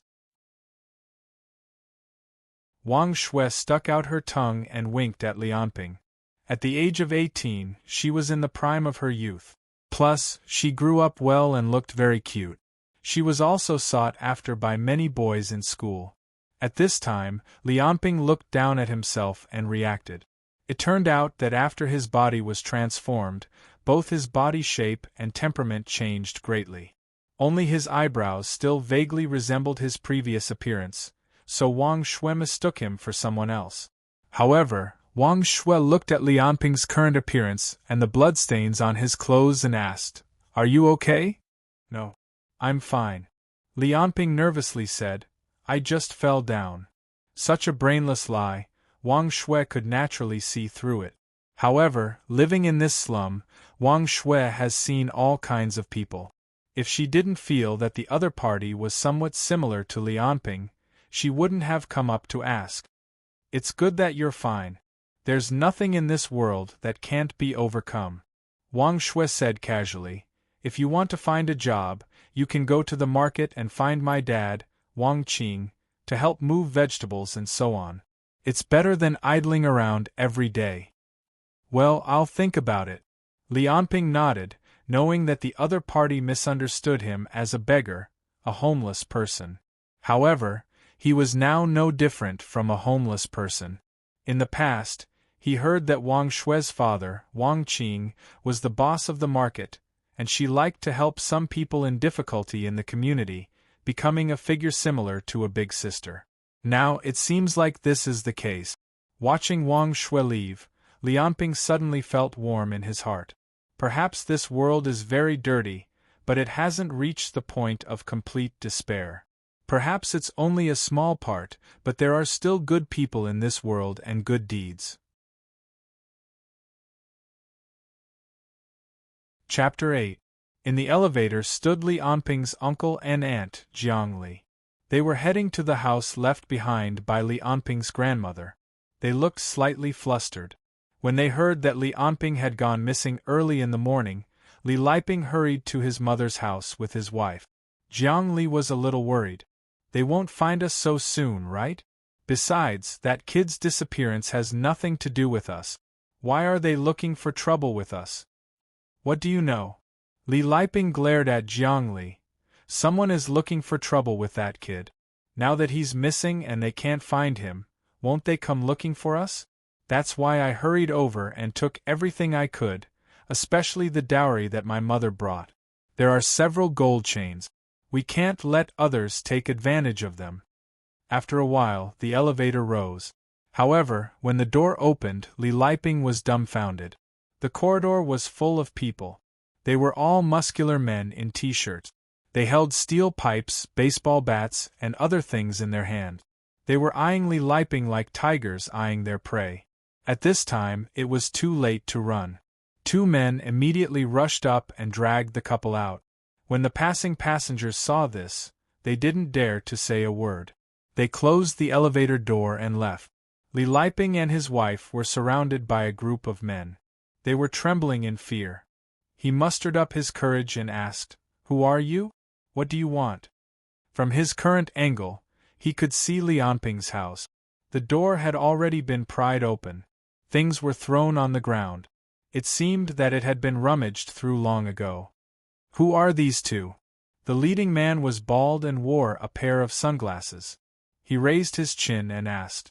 The underling at the side looked at the book in his hand and answered, "It's that old thing's son and wife." The bald man glanced at Li Liping and said disdainfully, "Li Anping caused trouble. Do you know where he is?" Li Liping heard this and hurriedly explained the situation. He was afraid that the other party would make a move. "He has nothing to do with us. We even helped lawyer Su find that little bastard, who knew that he was an ingrate and killed us. In the end, he even killed my mother. If I see him, I'll beat him to death." In his opinion, this was broad daylight after all, and Li Anping indeed did not have any contact with him. Now that the other party understood the situation, he should not be too reckless. Unexpectedly, the bald man only sneered and reached out to grab Jiang Li. Li Liping wanted to block, but was slapped to the ground by the other party. The bald man grabbed Jiang Li's hair, causing her to cry out loudly. Li Liping sat on the ground with a pale face. His face was swollen as he looked at the bald man in fear. Baldy coldly snorted and pulled out a dagger from his waist, firmly pressing it against Jiang Li's face. The blade grazed Jiang Li's face, squeezing out a trace of blood. Jiang Li screamed in fright. "Mother ***, are you trying to play dumb with me? Do you know who I am?" As the bald man spoke, a few of Li Liping's underlings immediately kicked him. "Kneel! You don't even know Brother Chang?" I scolded the one next door. Chang Jing slashed with the dagger, immediately leaving a hideous scar on Jiang Li's face. Jiang Li cried crazily, but Chang Jing kicked her in the calf, causing her to fall to the ground. "What are you screaming for? Scream again and I'll give you a few more slashes." Jiang Li immediately shut up in fright. Seeing this, Chang Zheng walked in front of Li Liping and kicked him in the face.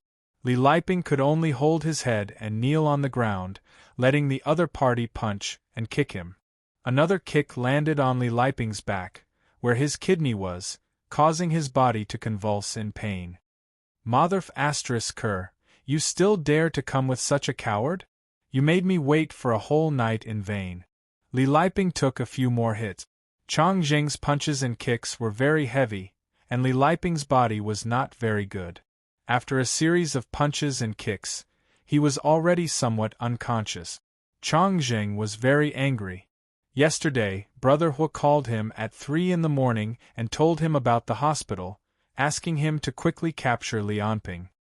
He thought that since Fang Xing was penniless, he should at least make a trip home. So he brought his underlings and squatted in front of Li Anping's house. In the end, after squatting for a whole night, Li Anping did not come home. Only Li Liping came. "Mother ***, where is Li Anping? Are you going to tell me or not? I really don't know where he is." Stop hitting me, I really don't know. Li Liping held his head on the ground and cried. Chang Zheng was furious. He flew up and kicked Li Liping. Motherf asterisk Kerr still pretending? Suddenly, the phone rang. Chang Zheng picked it up, turned around and said to Li Liping, "Consider yourself lucky, knock him out and take him away." Then, he held the dagger to Jiang Li's neck and fiercely threatened, "We're taking your man away. If you dare to call the police, you can just wait to collect his corpse. Also, if that Li Anping contacts you, call us immediately, do you understand?" After saying that, he asked one of his underlings to hand over the business card. Jiang Li hurriedly nodded. "I understand, I definitely won't call the police. If Li Anping comes, I'll definitely contact you." Just then, two middle-aged security guards rushed out of the elevator.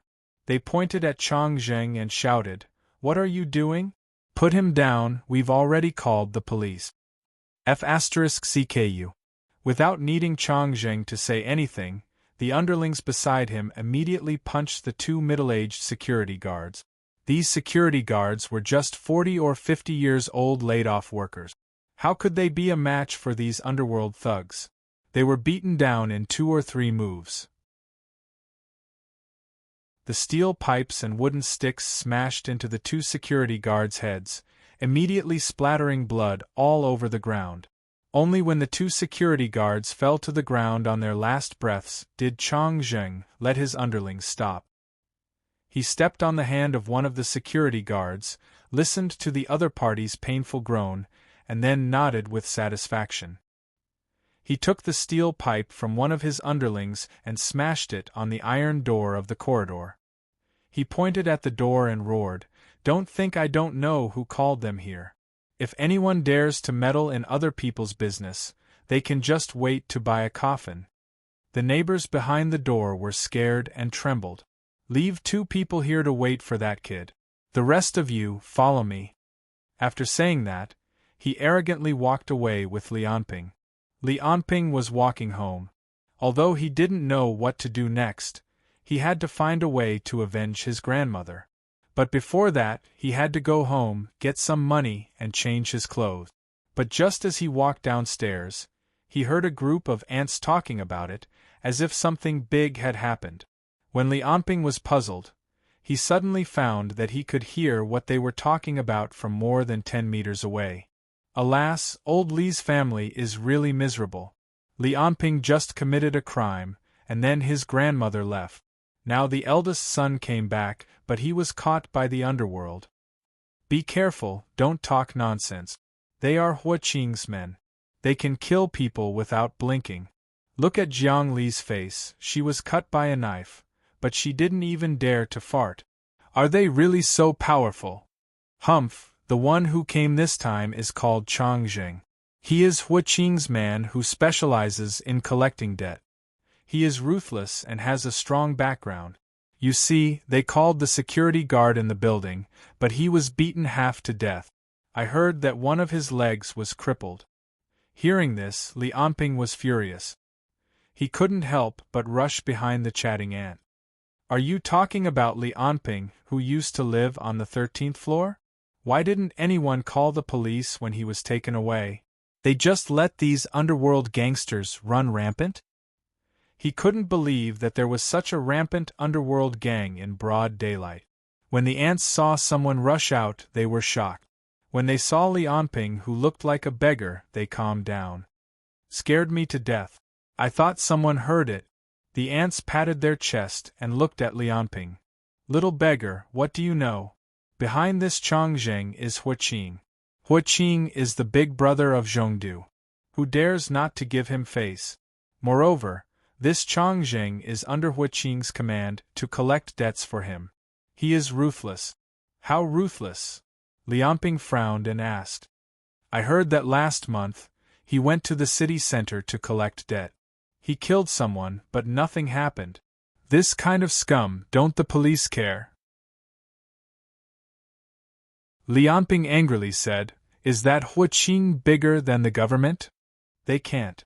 The water here is deep. Li Anping continued to ask and found that he couldn't get anything out of them. After all, they were just a few little old ladies. Being able to know these rumors about Zhongdu's underworld gang is already considered profound. So he continued to walk upstairs to his home. However, knowing Li Anping's experience in advance, he didn't take the elevator but took the stairs instead. This kind of old-fashioned public housing with an elevator generally didn't take the stairs. Because the floors were high and the stairs were narrow and slanted, it was very difficult to walk. Ordinary people would be out of breath after walking a few steps. However, Li Anping was fine. His body was strengthened, so he climbed the stairs very quickly. In the blink of an eye, he reached the 13th floor. He didn't feel tired at all.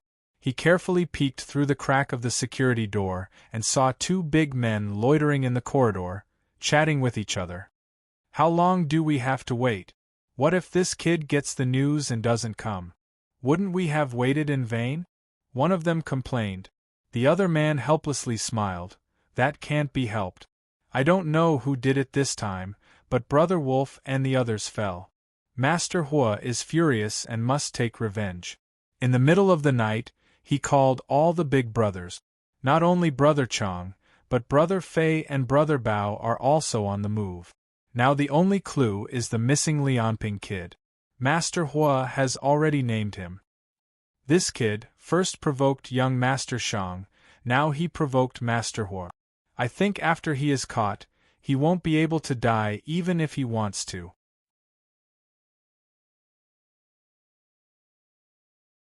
Chapter 9. You want to save your uncle? Then eat these two guys. They're not good people anyway. Moreover, eating them will increase your strength and increase the success rate of your next operation. Don't bother me. The tempting voice rang out in Li Anping's mind, but he ignored it. Looking at the two tall criminals, Li Anping gradually clenched his fists as he thought of all the things he had encountered. His gaze was filled with hatred. I'll start with you guys. Li Anping pushed open the door and walked toward the two burly men. His appearance had changed so much that the two men did not recognize him. Kid, who are you? Do you know Li Anping? Li Anping did not reply. He walked up to the two of them silently and punched one of the burly men in the chest. With a bang, the burly man flew 2 meters away and crashed into the wall. His chest felt stuffy and he fainted. The other burly man only saw a shadow flash by and his companion had already collapsed. Before he could react, Li Anping punched him again. Their physical attributes were far inferior to Li Anping's. Be it strength, speed, or reaction, they were completely suppressed by Li Anping. They were no match for him at all. Before they could react, Li Anping punched the burly man in the face, causing him to fall back with a cry. However, Li Anping grabbed him by the neck and pulled him back. Once again, Li Anping punched him in the head. After 2 consecutive punches, the burly man was already seeing stars. If not for the fact that Li Anping had something to ask him and held back, he would probably have fainted like the first burly man. Where did you bring Li Anping? Who sent you? The burly man heard Li Anping's question but ignored it. Instead, he raised his leg and kneed Li Anping's lower body. However, Li Anping easily blocked it with his other hand. He held the burly man's calf in his hand and gradually exerted force until the burly man felt pain. Let go of me. Kid, do you know who we are? The burly man felt as if his calf had been bound by an iron hoop, and it was getting tighter and tighter. However, he still shouted, "Little bastard, kill me if you dare. Otherwise, I'll kill your whole family." Humph! Li Anping snorted coldly, but let go of his hand, allowing the big man to sit on the ground. Thinking that Li Anping had succumbed to his threat, the big man continued to curse loudly. F***ck, kid, where are you from? You dare to touch Brother Chang's people? I'm telling you, you're dead meat this time. Kneel down and apologize first. After Li Anping heard what he said, he stepped on the big man's calf. With a cracking sound, the big man's calf broke. The big man's scream turned into a muffled groan as Li Anping pinched his mouth. Where did you take Li Anping? If you don't talk, it'll be your other leg. The big man was usually just a gangster who followed Changxing. His arrogance and toughness just now was just a habit left over from following Changxing for so long. How could he withstand this kind of torture? At this time, Lianping glared at him, and he confessed everything. It turned out that Changxing had a lair in the suburbs of Zhongdu. Usually, if he caught people who wanted to collect debts, they would be locked up there for interrogation. He himself lived there with more than 10 brothers. The person who sent Changxing was called Huaqing, a big shot in Zhongdu's underworld. Changxing, Huaqing. Lianping chewed on these two names. From the conversation between the two big men and the subsequent questions, Huaqing was the big brother of Changxing and the two people in the hospital. Shang Zhenbang paid for it, and the money was in Huaqing's hands. Huaqing sent people to kill Lianping's grandmother, and then sent Wolf and Lao Nua to the hospital to kill Lianping. If Lianping wanted revenge, he had a few targets. First, it was the person who killed his grandmother, then Huaqing and Shang Zhenbang. Then, it was Shang Ongua and Wei Shishir who framed him. After asking a few more questions, Lianping knocked the big man unconscious and walked home. He still needed to get some money and change his clothes. "Aren't you going to silence them? You're just going to leave them here casually?" Lianping said. "It's none of your business. I have my principles." You just haven't experienced enough. Kindness is like a kind of poison. People who don't get rid of it will eventually die from it. The door had already been pried open by Changxing and his men. The drawers and cabinets in the room had all been opened, and the clothes and daily necessities inside had been violently thrown to the ground. Lianping was too lazy to tidy up. When he walked into the room, he found that the whole bed had been turned over. The few thousand yuan that was usually hidden under the bed had disappeared. Helpless, Lianping could only take a few dozen yuan from the drawer, take a shower, and change into sportswear. However, with his deformed body, it was obviously a little tight for him. After thinking about it again, Lianping walked into the kitchen, found a fruit knife, and stuffed it into his arms. Looking around the house, Lianping smiled bitterly. Other than the fruit knife, there was nothing else that could be used as a weapon. Although he was very confident in his current body, Lianping was still a little uncertain when he thought about facing more than 10 vicious criminals. But after thinking about it, there was no one who could help him. Are you afraid? Then what are you hesitating for? Eat the two people at the door. After increasing your strength, the so-called underworld will be nothing in front of you. Lianping exhaled and said, "Then what's the difference between me and them? No, if I do that, I'll be worse than them." Childish sense of justice. The voice sounded disdainful. "Why is it that after experiencing so many things you still don't understand? This world has always been dark and ugly. Your so-called light and justice does not exist." Lianping shook his head.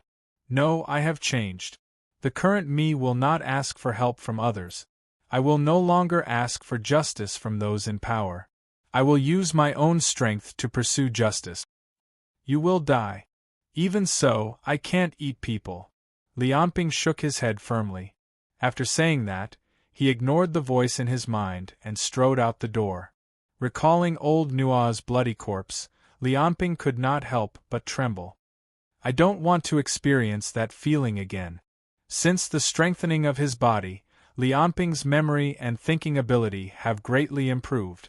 Now, he has a map of the entire Zhongdu in his mind. When night fell, Lianping rushed to the place the big man said. He found that it was an abandoned factory. He could hear the barking of wolf dogs from afar. The door was closed, and there were 2 vans parked outside. The 3-meter-high wall was covered with barbed wire and glass shards. Lianping circled the factory from afar. He was not sure whether this was Changxing's lair or not. At this time, a group of big men suddenly rushed out from the surroundings. They had machetes in their hands and surrounded Lianping. The 2 men in the lead lifted their clothes, revealing the pistols at their waists. When he saw that there were only a few people, Li Anping wanted to resist. But the moment he saw the pistols, his nerves suddenly tensed up. The deterrent power of firearms was self-evident to people in modern society. In particular, Li Anping had no experience in dealing with firearms. One of the men walked up to Li Anping and patted Li Anping's face. "You're the one who hit our people? You're looking for Brother Chang's location?" I was careless. I didn't expect them to have guns. Surrounded by several guns in this position, I don't have the confidence to escape unscathed. Li Anping did not realize that he was still calmly thinking of countermeasures. He was not scared like ordinary people. He did not know whether this was the effect of the body's transformation or the so-called instinct that the voice mentioned. I'll let you silence them. Now that someone has tipped us off. The voice gloated. Li Anping ignored the voice in his mind. He just looked at the people around him coldly without saying a word. However, ordinary people would be scared out of their wits if they were surrounded by a group of thugs. The man seemed to be sure that Li Anping was no longer a threat. He slapped Li Anping's head and laughed. "I heard from old Song that you're very good at fighting. You even broke one of his legs? Our boss wants to interrogate you personally. Let's go." Li Anping was pushed and shoved by a few big men to the factory. Two men with guns walked behind him, staring at Li Anping's every move. He did not resist and followed them into the factory. "It's too close. I have to wait for an opportunity." After entering the factory, he saw a few round tables in the open space behind the gate. More than 10 men were eating barbecue and drinking beer. When they saw Li Anping walk in, they stared at him maliciously. After Li Anping walked in, 2 dogs kept barking at Li Anping. "Damn it, why are you barking? 2 of you, take the dogs away." The man behind him pushed Li Anping's shoulder. "Let's go. Aren't you very good at fighting? There are more than 30 people here today. Let's see how many of them you can fight." As he spoke, one of the men searched Li Anping's body and took out the fruit knife that he had hidden in his pocket. "Oh, you even have a knife?" The men around pointed at Li Anping and laughed. They even poked Li Anping's body with the knife. Li Anping's face was serious and he remained silent. No one thought that Li Anping would resist. They had seen too many situations like this. No matter how courageous a person was in the underworld, when surrounded by so many people with weapons, they would not have any superfluous thoughts of resistance. This was human nature. If they resisted, they would be killed. This was an instinct that had been left in the hearts of human beings after countless years of evolution. Therefore, along the way, several people patted the back of Li Anping's head and laughed unscrupulously. The man who had talked to Li Anping earlier had already run to the warehouse of the factory to report to Changjing. Wait! There was also a man who had just finished eating barbecue and his mouth was full of oil. When he saw Li Anping walk past him, he grabbed Li Anping's clothes and wiped his mouth with it. Seeing that Li Anping did not respond, the people around laughed even more unscrupulously. As long as you grab the people around you and eat a few of their souls, you will be able to fight against them. You don't need to eat meat, just kill them. The voice full of temptation sounded in Li Anping's mind again. They are all scum. If you eat them, you will save countless people who will be harmed by them in the future. Li Anping did not reply. He frowned deeply. He did not expect that Changzheng's nest would be so dangerous. He also did not expect that his subordinates would be so arrogant and dare to use guns in broad daylight. The group of people walked into the warehouse and looked around. There were only some goods and shelves left in the warehouse, leaving a large empty space. Changjing sat in an armchair with a wine bottle in his hand and a row of subordinates standing next to him. After Li Anping came in, the men who had been waiting outside also came in and sat in a corner of the warehouse, leaving Li Anping standing in the middle with a murderous look. However, Li Anping did not even look at them. His gaze was attracted by another corner of the warehouse. It was a metal cage that looked like a tiger cage in a zoo. There was a bed in the cage, and a man covered in blood was tied to the bed. However, the most terrifying thing was that one of the man's legs was missing. Everything below the knee had been chopped off and was wrapped in dirty gauze. The man's eyes were wide open and he looked at the ceiling with a numb expression, as if he had lost the will to live.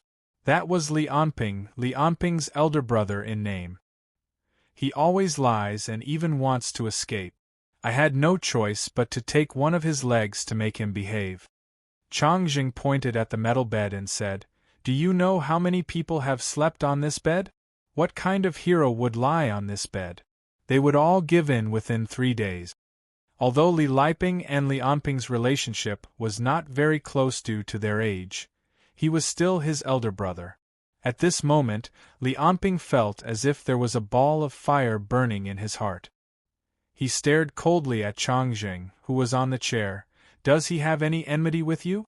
How can you treat a complete stranger so cruelly?"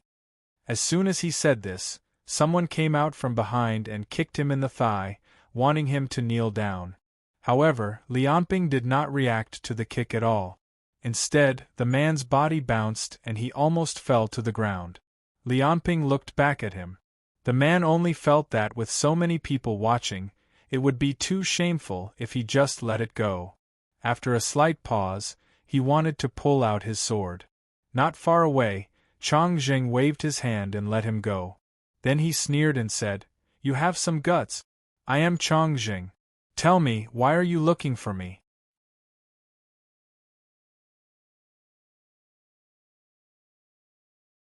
Chapter 10. What they did was evil, wasn't it? This kind of scum deserved to die 10,000 times.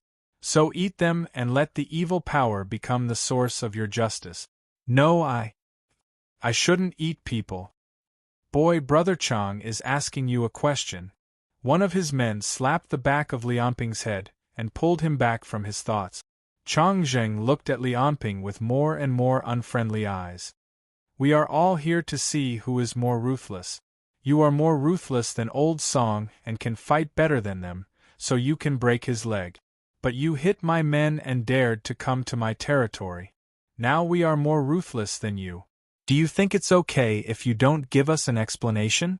If you don't speak, don't blame me for being rude."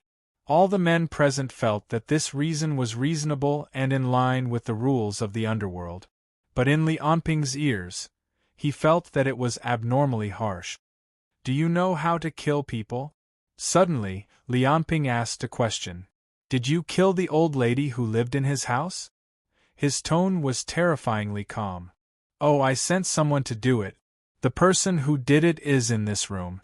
But what can you do?" Changjing was silent for a moment. He squinted his eyes and said, "Why? Do you have something to do with him? But this matter is very complicated. It's not something you can imagine. And you don't follow the rules of the underworld and meddle in other people's business. It's very difficult for me." "So your rules are that you can kill people and rob them, but if someone bullies you, you have to give them an explanation? You have harmed so many people. Have you ever given them an explanation? Don't tell me they deserved it?" When Li Anping said this, the surrounding people were already cursing and rubbing their palms. "Cut off his hand and see if he can still be so shameless." "Damn it, what are you talking about? Let's cripple him first. He'll know how to cry later." Changjing looked at Li Anping with a cold smile on his face. Step by step, he walked towards Li Anping, feeling funny in his heart. What a naive young man. He thinks he can fight, so he's meddling in other people's business. Changjing defined him in his heart. He looked at Li Anping with amusement and said. He was now curious. How long would it take for the other party to admit defeat? 1 minute? 1 hour? Hee, young man, you really don't understand things. You're even more arrogant than I was when I first started out. Kneel down and admit your mistake. Tell me your relationship with their family. I only need one of your hands and you can still get out of here alive. Otherwise, Changjing pulled out a dagger from his waist and pressed it against Li Anping's cheek. His tone was cold as he said, I'm going to peel off your skin. I'm going to peel it off bit by bit. Who knew that just as Chang Jing finished speaking, Li Anping directly replied, the ones who should admit their mistake should be you. I'm only here to seek justice. He, you're good. Chang Jing laughed at Li Anping's childishness. Do you know how long it has been since someone played me like this? You think you're ruthless enough, right? Damn it, do you even understand the situation? There are so many of us here. If each of us spits at you, you'll be dead. The surrounding burly men had already begun to jeer. They took out steel pipes and machetes. Li Anping stood in the middle, like a little sheep surrounded by a pack of wolves. He lowered his head and said quietly, I've already died once.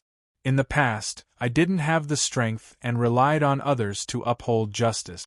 I asked for the conscience of those in power. But now I finally have the strength to fight against you. How can I lower my head? However, Li Anping's voice was mixed in with the other people's voices. Other than Chang Jing, no one could hear him clearly. He looked at Li Anping's face and only felt that the current situation was simply ridiculous.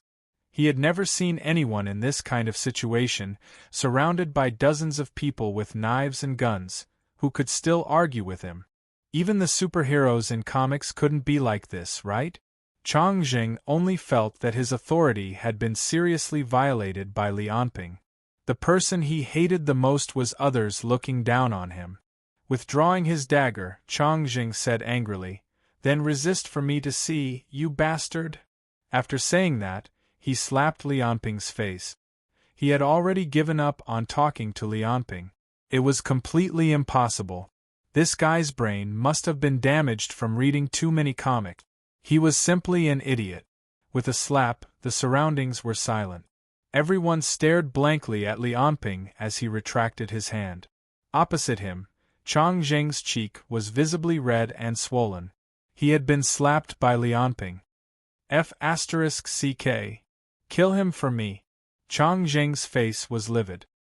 His entire face was distorted because of anger. Don't shoot. He waved his hand to the surrounding people. Tie him up. I want to cut off his flesh and feed it to the dogs. You can't die even if you want to. I want to torture you for 3 days and 3 nights. However, before he could finish his words, Li Anping punched him in the stomach. He was sent flying 2 meters away before falling to the ground. With a wah, he vomited out the food he had eaten earlier. He felt a sharp pain in his stomach. Li Anping's punch had seemingly broken his intestines. After knocking down Chang Jing with one punch, Li Anping turned around and kicked the burly man behind him in the stomach. With just one kick, the burly man's 1.8-meter-tall figure was sent flying, smashing into a group of people. At the same time, Li Anping's other hand caught the steel pipe that was coming toward his shoulder. With a slight tug, he pulled the steel pipe out from the hands of one of the burly men. Before the burly man could react, the steel pipe smashed into his face and he fell to the ground, his head covered in blood. Another 4 men rushed forward. Machetes, steel pipes, various kinds of weapons were thrown toward Li Anping's body. However, their speed was too slow in Li Anping's eyes. They were like old men and women doing their morning exercises in the park. His brain even had time to think about which one to hit first. Therefore, he swept the steel pipe and 2 of them were sent flying. In the air, the parts of their bodies that were swept by the steel pipe were strangely distorted, like plastic toys that were casually torn by children. Taking a step forward, Li Anping avoided the attacks of the other 2 men behind him. He turned around and the steel pipe was like a dragon swinging its tail, smashing into the face of one of the burly men. The huge force deformed the burly man's cheekbone, and several teeth flew out of his mouth and fell to the ground. At the same time, the remaining burly man didn't have time to react before the steel pipe smashed down on his head. He didn't even have time to scream before he fell to the ground, spitting out blood. At this moment, Li Anping didn't dare to hold back at all. Facing the group of thugs around him, he knew that any mercy would be cruel to himself. After knocking down several people in succession, the surrounding people didn't even have time to react because Li Anping's movements were too fast. From the side, it was as if he waved his hand and people fell. Damn it, he still dares to fight back. Kill him. Beat him to death. One of the men walked to the corner, grabbed a fire bottle on the ground, and threw it directly at Li Anping. The fire bottle was almost the length of an ordinary person's arm. If an ordinary person was hit by it, his head would definitely be broken and bleeding. However, Li Anping actually took a step forward and caught the fire bottle with one hand. He stared at the man for a second. The man probably didn't expect someone to be able to catch it and was stunned for a second. In the next moment, Li Anping had already thrown the fire bottle back. The fire bottle almost turned into a red line and directly smashed into the man's face. The man's nose was completely caved in, and he fell without a sound. At this time, several people had already rushed to Li Anping's side, but they didn't even touch the corner of Li Anping's clothes before they fell to the ground with a series of hits. All of them were swept in the face by a steel rod. The most serious one almost had half a piece of flesh torn off his cheek. Li Anping didn't know how to fight. He just used the greatest strength and the fastest speed to smash the opponent's face. As for why he smashed the face, it was only because he felt that it was a vital point. Hiss! Sucking in a breath of cold air, the few people behind them almost subconsciously slowed down when they saw this scene, but because of this they bumped into the people behind them and squeezed into a group. Li Anping silently walked up, and with one hit each, he took down another 5 people. The abuse had already stopped. In fact, by now, everyone had realized that something was wrong. During this period, several machetes were thrown at Li Anping, but he continuously caught the hilt with one hand and then threw it back. The timing of each machete was almost the same, but they were all caught by Li Anping and then thrown back. Then, he caught the next machete and threw it back. It was like an acrobatic performance. If there was an audience, it was estimated that the hall would be full of applause.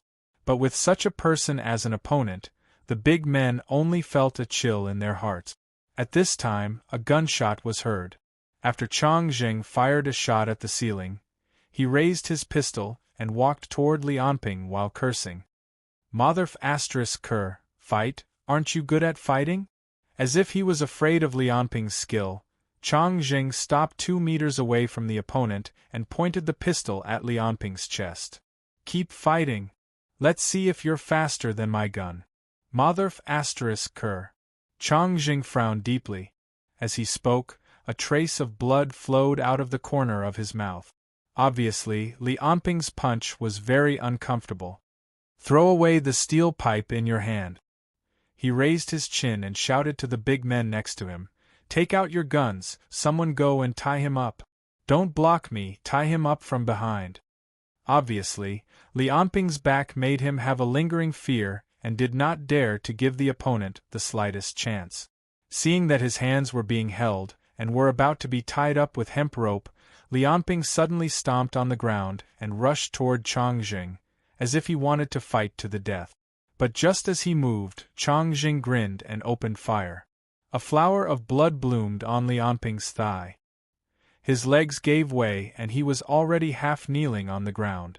The voice in his mind mocked, "What a childish resistance.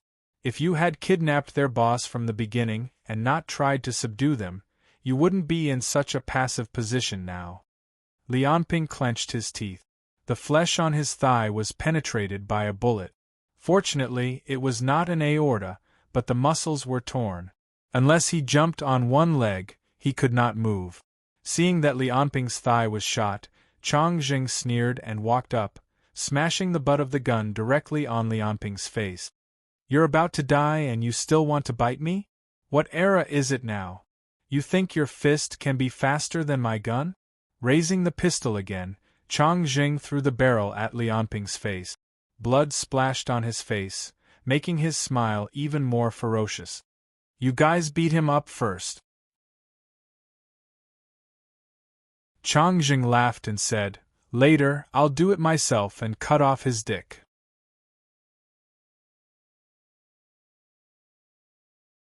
Chapter 11. Lend me the power you had in the hospital. I've already used it up. Ha ha ha, if you still want it, eat them. Fists rained down. There were originally more than 30 men in the factory, but more than 10 of them were knocked down by Lianping. A few people helped them out, and the remaining 10 or so men surrounded the injured Lianping. At first, Lianping could still rely on his great strength to defend or counterattack. But in just a few minutes, the gunshot wound had seriously weakened him. The first place to be hit was his thigh. A man stepped on Lianping's wound before he could react, and the intense pain made Lianping scream. Lianping punched the man back, but was hit on the back by a stick and fell to the ground. He struggled to stand up, but the men around him were like little ghosts in the underworld. Countless hands grabbed him, wanting to drag him to hell. These people usually followed Changxing, showing off their strength all day long. Almost everyone's hands were stained with blood, and they were called Big Brothers by the underlings outside. When had they ever suffered such a big loss? They were actually defeated by one person, which was simply humiliating. Now that they seized the opportunity, they naturally wouldn't let Lianping go. But they had been fighting all year round, so they had a sense of propriety. Since Changxing said that he wanted to torture him, they naturally wouldn't beat Lianping to death. But even so, in just a few minutes, Lianping's body had been badly mutilated. He was like a ragged rag doll that had been thrown to the ground. Didn't you want to seek justice from us? Outside the crowd, the villain's wild laughter stimulated Lianping's nerves. Fuck you. Still not going to do it? As long as you absorb a few people's souls, it'll be enough for you to reverse the situation. The voice in his mind mocked Lianping. Seeing that Lianping was still unmoved, the voice couldn't help but roar. Trash, you trash, if you go on like this, you won't be able to avenge anyone. You can only be trampled under others' feet forever, and become a trash that no one can protect. The grievance of being wronged, the pain of his loved ones being killed, Changxing's wanton savagery, strong emotions erupted like a volcano. Lianping felt as if there was a chill coming out of his body. It was as if something in his mind had woken up. He fiercely stretched out a hand and grabbed the ankle of a person who was about to kick him. Damn it! Still not letting go? That person found that his ankle was grabbed by Lianping. He lifted his other foot and stepped on Lianping's arm. However, Lianping still held on tightly, unwilling to let go of his hand. Fuck, let go, fuck you. A few people saw this and hurried over to help hit Lianping's arm and shoulder. Some used their feet to kick, and some used steel pipes to hit him. The person whose ankle was grabbed suddenly shivered. Why is it getting colder and colder? Then he felt his ankle tighten, and a strong suction force surged up. Eat him. Eat him. Become one forever, become the source of our power. Eat. Lianping. That person fell down instantly, and the surrounding people were puzzled. Lianping had already let go of his hand. What's wrong? Is he sick? Is he having a cramp? You! Look at him. What's wrong with him? A person pointed at Lianping on the ground, and said with a face full of fear. Lianping was still lying on the ground like before, but the sports shirt on his body was constantly moving up and down, as if there was a giant python swimming in it. The sound of bones and tendons twisting sounded one after another, making people feel a chill from the bottom of their hearts.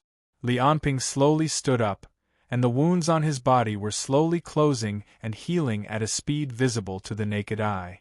His muscles also expanded bit by bit, and he looked even taller, almost 2 meters tall. His eyes seemed to be painted with a layer of blood. You all have to die. Abruptly rushing into the crowd, Lianping swung his fists left and right, hitting 2 people on the head, and they were already sent flying. In midair, their necks made cracking sounds, and their heads and necks were twisted together. Before they fell to the ground, they were already dead. After absorbing the souls of 2 people again, Li Anping only felt that his body was overflowing with energy, as if there was an endless amount of energy that was about to explode. With a wave of one hand, he swept away all the limbs and weapons that were attacking him. Use the gun, quickly pull out the gun. Monster, don't run, shoot together.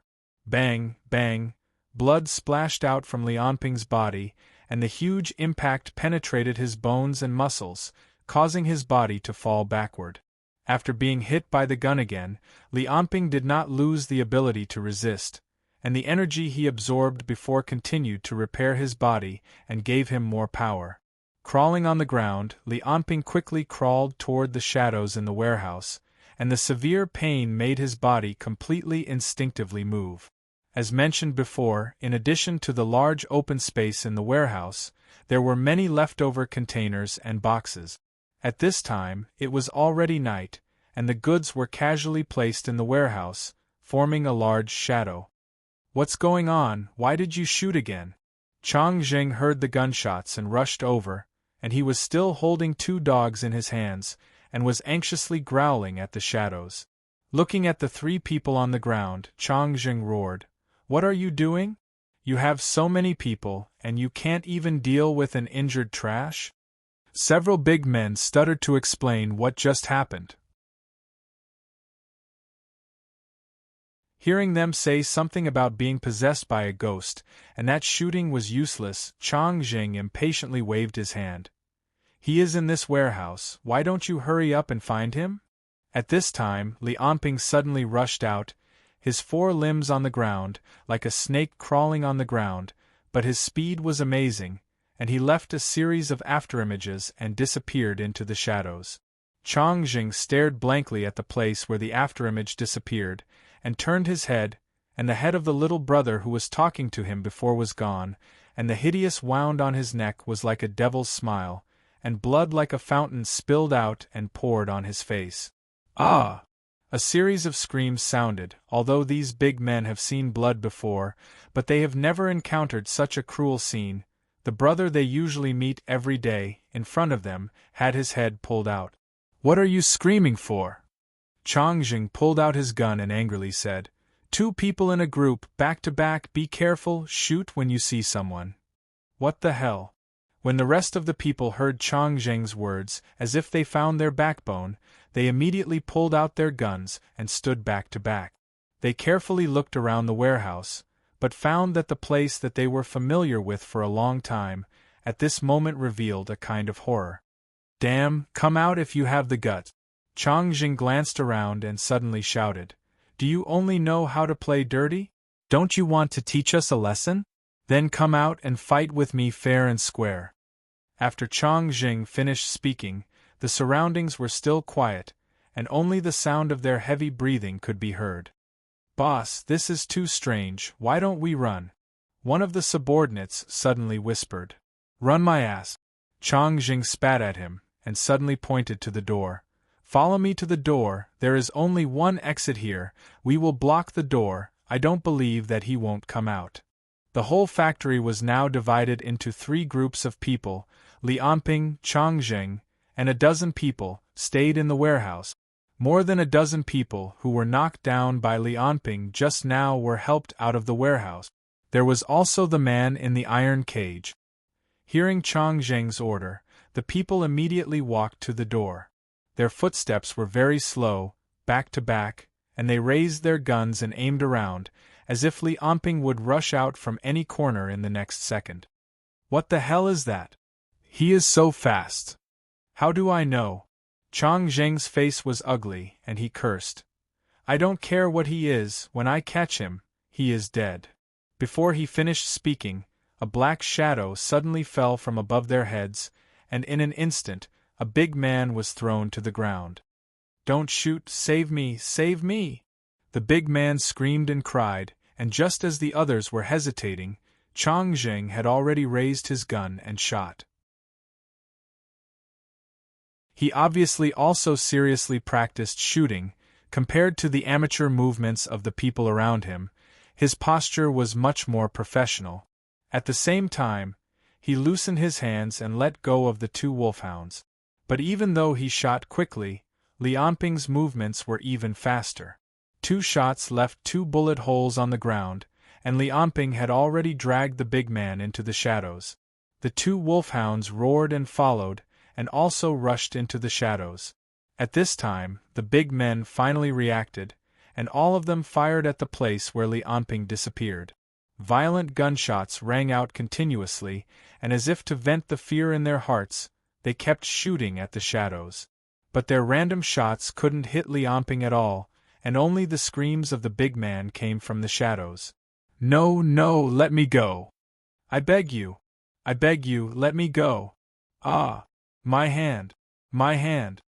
A scream pierced the night sky, followed by the whimpering of the 2 wolfhounds, and everything returned to calm again. When Chang Jing arrived with his men, there was only the big man's body on the ground, which was almost torn to pieces, and the 2 wolfhounds lying stiffly on the ground. No one could imagine what kind of cruel treatment the big man in the shadows had received, but this made it even more terrifying. The surrounding darkness was so creepy at this moment, as if it would open its mouth and swallow people at any time. Several of the big men couldn't help but vomit when they saw the body. "I can't take it anymore, I want to go out." One of them swallowed a mouthful of saliva, and suddenly ignored the others, and rushed toward the door, shouting, "Ah!" But just as he rushed out a few steps, a steel pipe flew across the sky and stabbed into the man's back, piercing through his chest. The shouting stopped abruptly, and the man slowly fell down, spitting out blood from his mouth. He turned his head and stared at the crowd, as if he wanted to say something, but it was stuck in his chest, and he couldn't speak. Finally, his head tilted, and he died. One of the big men crazily raised his pistol and shot at the surroundings. "I see you, get out of here!" Unfortunately, the only answer he got was a strange sound, and another steel pipe flew out, so fast that it became a black line. He only felt a poochy sound, as if something had pierced into his body. He turned his head and looked around, but he didn't find any injuries, and he suddenly laughed out loud. Halfway through laughing, he found that everyone, including Chang Jing, was looking at him strangely, as if they had seen a ghost. From the eyes of the surrounding people, the whole steel pipe pierced through the big man's brain, and a few seconds later, he screamed and fell down. Like a signal, Lianping seemed to have found a new toy. When the big man fell down, one steel pipe after another was thrown out by Lianping, shooting at the crowd. The corpses fell down like dominoes, and life seemed so fragile at this moment. When the blood splattered, the big men couldn't care less. Even if Chang Jing continued to threaten and shout, he couldn't stop them. Their faces were ferocious, and their eyes were red as they rushed out of the door. The situation was completely out of control, and Lianping rushed out from the shadows again. He crawled on the ground like a snake, crawling towards the big men. His speed was very fast, and his body was constantly twisting, so the sporadic shots couldn't hit him at all. This time, he wasn't as bloody as before, and all the big men he caught up to were killed in one blow, and fell to the ground. Their souls were all devoured. There were no screams, no blood, all of the remaining people had died without a sound or a sound. When Lianping stopped, only Chang Jing was left standing. He pointed the muzzle of his gun at Lianping, and his hands couldn't help but tremble. "Kill me if you dare." Lianping just looked at him coldly. "I wanted to say something to you." Chang Jing roared at Lianping. Ignoring his roar, Lianping rushed towards Chang Jing, and twisted his neck before he could shoot. Looking around, Lianping waved his hand, and Chang Jing's body flew out, smashing a wooden box and finally sinking into a pile of debris. Later, I felt that there was nothing to say to a scumbag like you. I'd better go find Huaqin myself. Then, Lianping walked out of the warehouse and killed the rest of the thugs one by one. He also collected some cash in case of emergency. There was a gang fight in the abandoned factory on Dachang Road. Lianping casually picked up a phone from the corp. After calling the police, He only said one sentence and hung up the phone. He looked at his hands and said nothing. You regret it? How is that possible? Lianping raised his head and walked out of the factory. I thought that after killing these people, I would feel guilty, disgusted, and angry. But to be honest, when I broke their necks and smashed their skulls, I didn't feel anything at all. I felt like I had just killed a chicken. Seemingly shocked by Lianping's attitude, after a long time, a sigh was heard. Because you are a natural demon. What should I call you? You can call me Black. Black, I should thank you. Lianping stopped in front of the factory gate and said, If it weren't for you, I would never have the power to do what I did today. I understand now. Since those scumbags don't care about principles and don't treat themselves as humans, I don't need to treat them as humans either. You're wrong. I'm not a demon. I represent justice. I've decided. I'll use the power you gave me to fight against evil.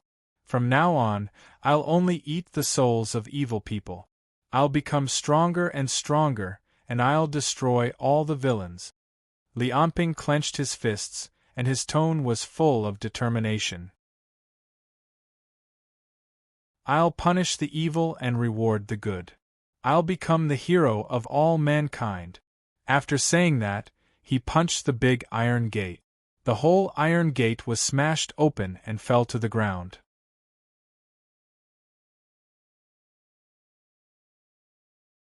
Chapter 12. Dihao Hotel VIP Room. There were only Su Lichuan and Huo Bro at the big round table.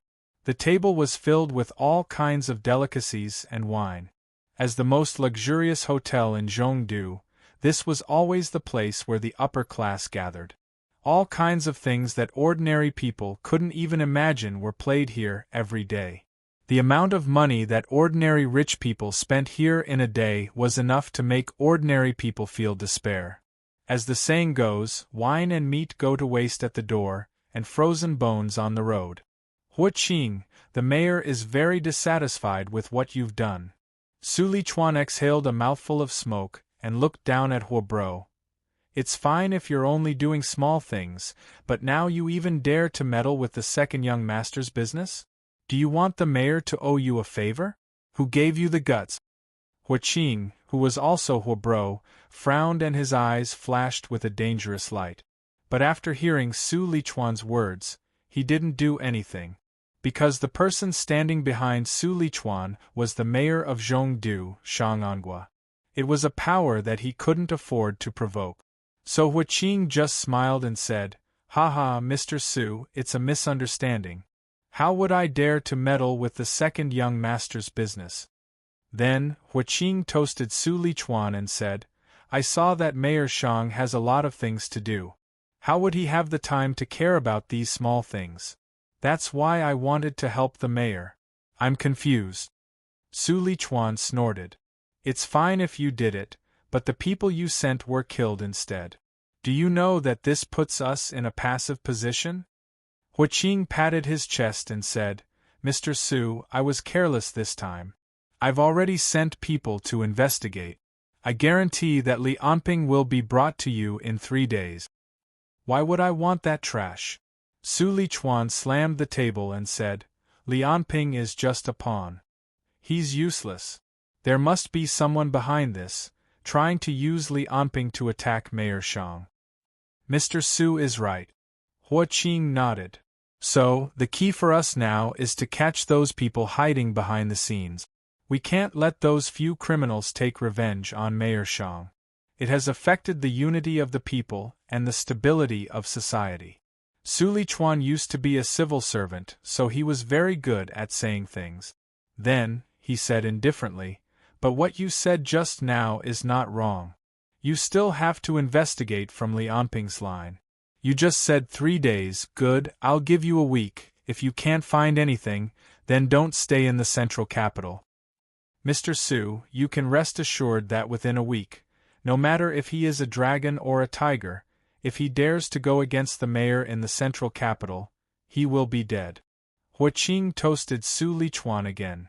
"Speaking of which, Mr. Su is really far-sighted. No wonder you can be Mayor Shang's right-hand man.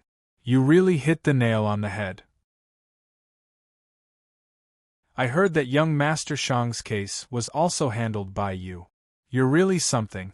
Su Lichuan smiled and said indifferently, it's just some small tricks. Next, Hua Qing continued to flatter Su Lichuan. Su Lichuan, a veteran of the Jianghu, felt as if he was floating in the air. After 3 rounds of drinking, Hua Qing stuffed a thick red envelope into Su Lichuan's arms. Su Lichuan nodded with satisfaction and then calmly accepted Hua Qing's arrangement, calling 2 red card girls of the Imperial Group to have a threesome. After he followed the mayor, he resigned from his public office to facilitate his work. At this moment, he didn't have any scruples about enjoying himself. After Su Lichuan left, Hua Qing sat in his seat and lit a cigarette. He exhaled and then spoke to the empty hall. How was it? Behind him, a young man with dashing eyebrows and starry eyes slowly appeared in the originally empty place. This person seemed to have been standing there for a long time and only showed his figure after hearing Hua Qing's words. He pulled out a chair and sat on it. He then picked up the wine bottle on the table and drank it. This Su Lichuan is just a lowly person. Big brother, why do you have to look at his face? The young man said with an unhappy expression. I'm not looking at his face, I'm looking at Shang Anggua's face. Hua Qing sneered. This Su Lichuan has been dealing with some illegal matters for Shang Anggua for many years. He can be said to be Shang Anggua's spokesperson in the underground world of Zhongdu. As long as we can establish a relationship with him, our position in Zhongdu can be said to be free of worries. Hua Qing didn't take the young man's displeasure to heart and continued, even without Shang Anggua's intention, I will definitely investigate the matter of Wolf and Old Nua's deaths. Brother, this matter is related to ability users, so I'll have to rely on you to investigate. With your ability, it can be said that you'll get twice the result with half the effort. Are you sure the other party is also an ability user? Hua Fei asked curiously after hearing his brother's firm tone. Wolf's ability is good, but if the opponent has a few more guns, they may be able to kill him. As for Old Nua, although he has a lot of experience, he's just an ordinary person after all. It's normal for his physical strength to decline due to old age. You won't say that if you see their bodies, Hua Qing said as he took out 2 photos and put them in front of Hua Fei. Even with Hua Fei's many years of fighting experience, he couldn't help but frown when he saw the photos. These are Wolf's and Old Nua's bodies? It looks like they're strength-type ability users. It's hard to say. There are many kinds of abilities, so it's useless to just judge from the result. You'll have to investigate the specifics. Hua Fei suddenly said. The 2 of them went to kill Li Anping. In the end, both of them died, and Li Anping went missing. Do you think it's possible that Li Anping awakened an ability, killed the 2 of them, and escaped? How could that be possible? Don't think about it. Hua Qing laughed and said, Li Anping is just an ordinary person. He has no combat experience at all. Moreover, his body is already crippled. Even if he awakened an ability, how could he be a match for Old Nua and Old Nua, who have been through hundreds of battles? You're also an experienced expert.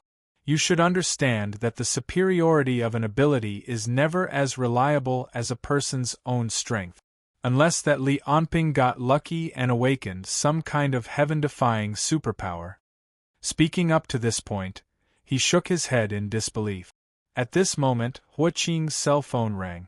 An anxious voice came from the other side. After listening to a few words, his face completely changed. Hua Fei asked, What's wrong? What happened? Changzheng is dead. Hua Qing slowly closed the phone. His face had become extremely gloomy. Someone called the police. After the police entered his factory, they found more than 30 bodies, including Changzheng. Except for one hostage, all of them are dead. Hua Qing squeezed the phone, making a creaking sound. He said in a cold voice, I just ordered him to investigate Li Anping's case. In the end, He was wiped out in one fell swoop at night. It's very likely that the person who saved Li Anping was the one who did it. Brother, you can start investigating from this clue. Okay. Huo Fei agreed. I haven't done any work for months. If I don't do something, I'll get rusty. Watching Huo Fei slowly disappear into the air, Huo Qing said fiercely, no matter who they are, they dared to kill my people in Zhongdu. Naturally, they will pay the price. But it's okay to kill the others. Bring Li Anping and the person in charge. We can use them to sell a favor to Shang Zhenbang and his father. Li Anping was hiding in the opposite corner of the factory. When he saw the police car coming, he quietly left. Walking in the shadows, he felt the boiling power in his body slowly calm down. He spoke to Black in his mind. Black, tell me about your ability. After a moment of silence, Black chuckled softly and said, after being possessed by me, you can consume the souls of humans by coming into contact with them when you kill them. You can also consume their flesh directly to strengthen your body and spirit.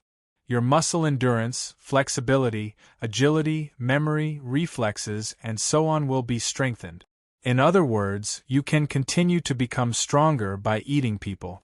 But from the hospital's point of view, your ability level is still very low. Ordinary people can be directly absorbed by contact, but for ability users, you have to kill them to eat. After hearing this, Li Anping didn't show any disgust like before. Instead, he calmly thought about Black's word. Must I be human? Can't I eat animals? Ha ha ha ha. Black laughed wildly. Try making a tiger eat grass and a lion eat vegetables. The so-called humans are food that we must eat. Food? Li Anping said lightly. So, you're not human? Human? Black said disdainfully. My position in this world is far higher than yours, but this is not something you can know now. Li Anping, don't think that you have broken through the cocoon just because you have an epiphany. Although your mind has been liberated, you still have a long way to go to turn your thoughts into real power. All right. But when I was in the hospital and the factory, what was that power that suddenly made me erupt? Li Anping didn't delve into Black's words. Instead, he asked the question that interested him. I felt that in that state I was much stronger than now. My body became bigger. And not just the body, but all aspects. It was as if there was a voice in my head telling me what I should do. Black answered, when I eat people, I can choose to use the energy to strengthen the body or store it. When the energy is stored, it can heal the body at a critical moment. It can also unleash its potential and strengthen your body. So, the more energy you store, the harder it is to kill you when you can unleash and heal. Just like in the factory just now, you ate a total of 34 people. I helped you store the souls of 10 people. Even if your head is cut off, you can still heal it with your hand. But as you become stronger and the quality of your body becomes higher, the energy required to heal your injuries will also increase. These few people are not enough to eat. It's a pity that you gave up so much fresh meat. Black's tone was full of regret. I won't eat human flesh. Li Anping frowned. And I will only eat the souls of those who deserve it. So, when I absorb the souls, how do I choose to strengthen the body or store them? You know they are already in your mind. Black said, compared to memories, it's just that you subconsciously chose to talk to me to obtain this part of memory. Li Anping ignored him. He just focused his mind and thought. Sure enough, he understood how to use energy to strengthen himself and store it. There is one more thing that I am very concerned about. On the street in the middle of the night, shadows slowly appeared in Li Anping's mind. Grandma, Anna Wei Shishir, Shang Zhenbang, the person who was sent to the hospital to kill me that day, is he also a person with ability? In this world, are there many people with ability? I advise you to temporarily give up the idea of revenge and accumulate your own strength first. The forces you are going against are very strong, not just ordinary people like Changzheng. If you want revenge, the police and even the army may become your enemy. Black saw through Lianping's thoughts at a glance and advised, and you are not the only one with ability in this world. According to my information, among you humans there are many strong people with ability. I heard that they divided the ability users into 10 levels. I think you are not even at level 1. Black's words were beyond Lianping's expectation. He never thought that there was such a terrible truth hidden in this seemingly peaceful world. He could now kill more than 30 bloodthirsty men in the factory alone. And among the ability users, he was actually the existence at the bottom? But it doesn't matter. Looking at the shocked look on Lianping's face, Black smiled and said, "As long as you make good use of my ability, keep eating people to strengthen yourself and accept my training, it won't be long before you become the strongest person in this world." Training? Lianping suddenly stopped in the alley. Unknowingly, pairs of greedy eyes were already staring at his face. In the alley, 4 punks surrounded Lianping and looked at him maliciously. "Hand over your wallet, bank card, and bank card password. Kid, I advise you not to take things too hard, or else it will be bad if you get a few holes in your body." One of the punks took out a butterfly knife and said. When he saw the knife, Lianping's eyes flashed with a cold light. Because after the knife was taken out, the meaning of the matter was completely different. At the same time, Black's laughter rang in his mind. Not bad, now is the first lesson, kill them. A few seconds later, screams and begging for mercy rang in the darkness. This night, Central City was destined to be different.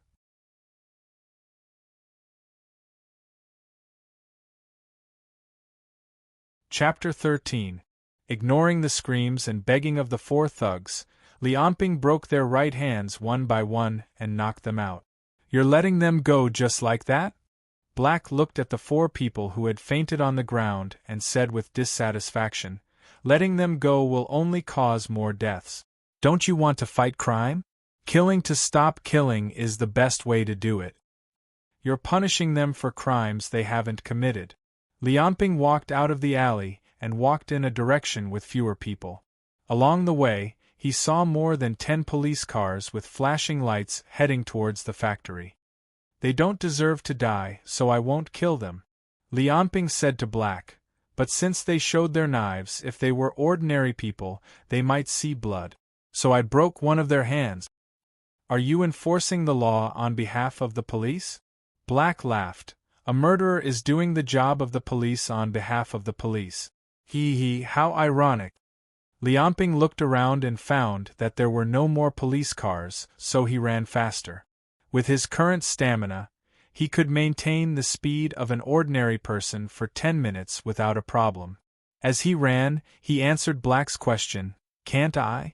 The law is the closest thing to rules. If everyone could abide by the law, then there wouldn't be so many tragedies in the world. Unfortunately, although the law is good, the people who enforce it are not all impartial.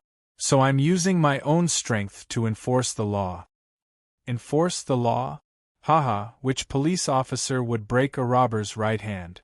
Black laughed. What you're doing is not enforcing the law, but your own justice. What's the difference? Lianping had run a few blocks while they were talking, and his body began to heat up slightly. However, he did not feel tired at all. Instead, he became more energetic and ran faster and faster. He felt comfortable all over his body. The potential of this body, after absorbing the souls of more than 30 people, became stronger and stronger. Justice, you're just venting your childish emotions. Black did not continue to answer Lianping's question. Instead, it changed the topic and said, "How is it? You can feel the physical enhancement in just one day. Isn't that great?" Lianping suddenly accelerated and jumped up. It was as if he had broken free from gravity. His whole body flew up and floated toward the street lamp 10 meters away. Then, he grabbed the pole with both hands and hung on the street lamp. Letting go of his hands, Lianping jumped down from the 4-meter-high street lamp. He bent his legs slightly and shook them to dissolve the slowing force. He stood up as if nothing had happened. Indeed, it feels pretty good. Lianping looked down at his hands and clenched them tightly. Of course. In just one day your strength increased to 2.0, your speed increased to 1.9, and your stamina increased to 3.0. If you unleash the energy stored in your body, your three main attributes will increase explosively for a short period of time. It has almost become an achievement that ordinary people can't achieve in their lifetime. Of course, I feel good, Black said faintly. Strength 2.0, speed 1.9. Where did you get these data from? Why does it sound like a game? Lianping heard Black's evaluation and smiled. What game? These are the attributes that we use to evaluate the physical combat ability of living beings. Here, an ordinary person's strength, speed, and stamina are respectively 1. Black said calmly, I have the ability to absorb souls and bodies. I'm a master of physical training. Now that I'm in your body, I can easily quantify your physical attributes by scanning it with my energy. Then can you quantify other people's attributes? Lianping listened to Black's words and his eyes lit up. He was interested. I can, but it's best to have physical contact. I can even observe the body structure and specific movement scenes. Only then can I make an accurate judgment. Black, where did you come from? You keep saying that you're human. Are you not human before? Are you an alien or a demon? Lianping asked curiously. You don't have the right to know that now. Black said disdainfully. Since you don't want to eat people, then you need to rely on tireless training to have the power to take revenge. If your strength and speed exceed 10 or even 20, you can even destroy the entire Zhongdu, let alone taking revenge. Hearing Black's words, Lianping stopped and said with a serious face, Then, please tell me, how can I become stronger through training? So strong that I can take revenge. Zhongdu, eastern suburbs. Far away from the hustle and bustle of the city, the environment here was elegant and the scenery was pleasant. There were small bridges and flowing water everywhere, and the shade was like a cover. However, there were luxurious cars and villas everywhere, indicating that this was not a paradise for ordinary people. This was the wealthy district of Zhongdu. It had the best environment, the best layout, and the lowest crime rate in the city. The houses here were sold for more than 100,000 yuan per square meter. It was obvious that the people who lived here were either rich or noble. At the northernmost part of this wealthy district, there was a large manor. There was a building every 5 steps and a pavilion every 10 steps. The ancient palaces in movies were just like this. This large manor was called the Aquamarine Arc, and it was the wealthiest district of the wealthy. The people who could live there could no longer be measured by money. In a Bentley, Wei Shishir looked at the Aquamarine Arc outside the window and sighed in her heart. Since entering the manor, she had seen at least 3 groups of security guards checking on her. She had heard that the environment of the Aquamarine Arc was very good, and that the people inside were very rich. There was even a rumor that there was a wanted criminal living in the Aquamarine Arkansas. In the end, when the police wanted to come in to arrest him, they were stopped by the security guards outside the door. In the end, they had to call the head of security of the Aquamarine Arc to let them in. At that time, she thought that it was just the imagination of others. Now, she knew that the world of the rich was not something that ordinary people could imagine. What seemed like an insurmountable barrier to them was just a threshold that could be easily crossed in the eyes of those with power and influence. This is the life that I should live. This is my future. I have to climb up step by step. Thinking of this, Wei Shishir squeezed the thing in her arms tightly. Just as Wei Shishir was thinking, the car had already arrived in front of a small bungalow. A kind old man who looked like a housekeeper led her in. In the study, Shang Angua pressed the remote control, and the screen on the table showed the surveillance footage of Wei Shirshir getting out of the car. She was wearing a black silk skirt and high heels, looking sexy and elegant. Su Lichuan smiled and said, "Zhenbang's taste is really good. This woman is beautiful and has a good figure. I heard that she is a top student at Tianqing University and is so sensible. Brother Shang, you are so lucky to have a good wife." Shang Angua smiled faintly. "This kid is lucky." Su Lichuan smiled and said, "Huaqing is like this. I have already done as you said. Then I will leave first and not disturb you." After a while, Wei Shirshir had already walked into the study and called out crisply, "Hello, uncle." Shang Angua nodded and looked at Wei Shirshir, feeling very satisfied. This woman's figure and appearance were first class and could be said to be very charming. What was more rare was that she was also a master's student in economics at Tianqing University and had received a scholarship every year. The only flaw was that her parents were ordinary people and had no background. However, with his second son's character, it was not easy for him to find such a wife. As for Wei Shirshir's other information, Shang Angua had already sent people to investigate her thoroughly. In addition, since the rape case, Wei Shirshir had taken the initiative to show goodwill several times and was well behaved in all aspects, which made him very satisfied. Zhenbang is not young anymore.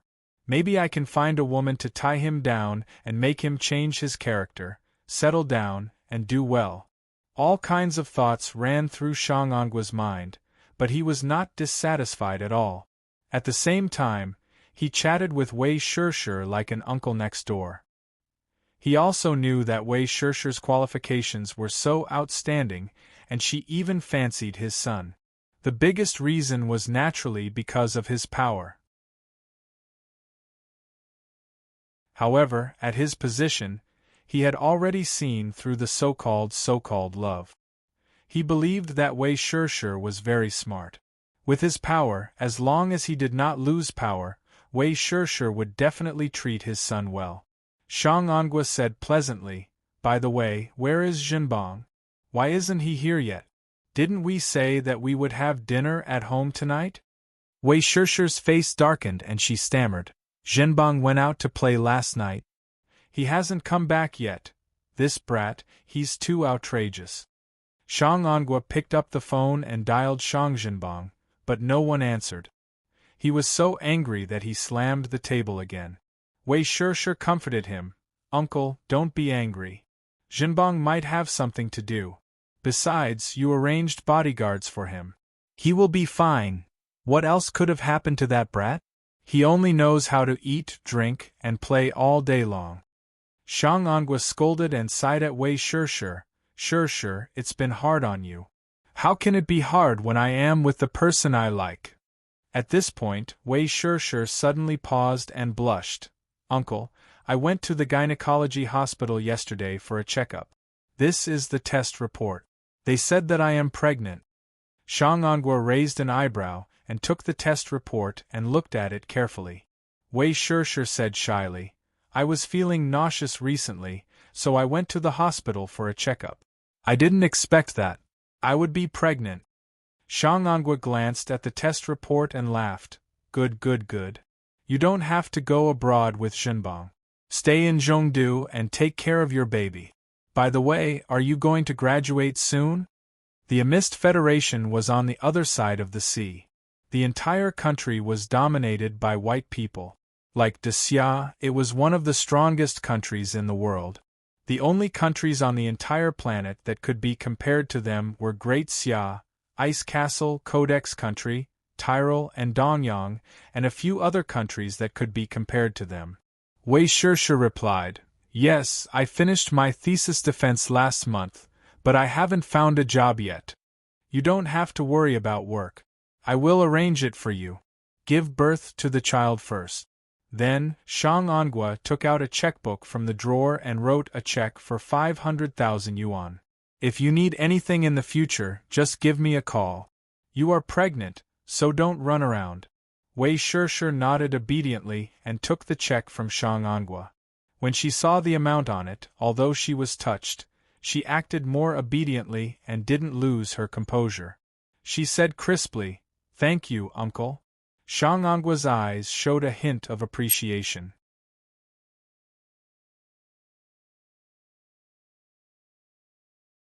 Chapter 14. Lianping did not know how much trouble he had caused for the police in Zhongdu. At the moment, he was walking through the streets of Zhongdu, jumping from building to building. His movements were light and agile, like a ghost in the night. In his mind, he continued to communicate with Black. The super-fast regeneration of your body is your greatest advantage. This advantage is not only reflected in your battles, but also in your training. With him as your backing, you can train without restraint and squeeze out your own potential. The speed at which your body becomes stronger will far surpass that of ordinary people. Lianping said, "I understand. You can do whatever you want in the future. I won't die anyway, so just train me to death. As long as I can take revenge, it doesn't matter how many times I die." Black laughed and said, "It's great that you're willing to cooperate. A serious illness needs strong medicine. You've been an ordinary person for more than 20 years. Now that you want to fight against countless strong people in the human world, it's impossible not to train at the limit of life and death." At this point, Lianping suddenly said, "But you've been training me to death so that I can kill more people to replenish my energy consumption, right?" Black just laughed and did not answer. "You've improved after half a day of training.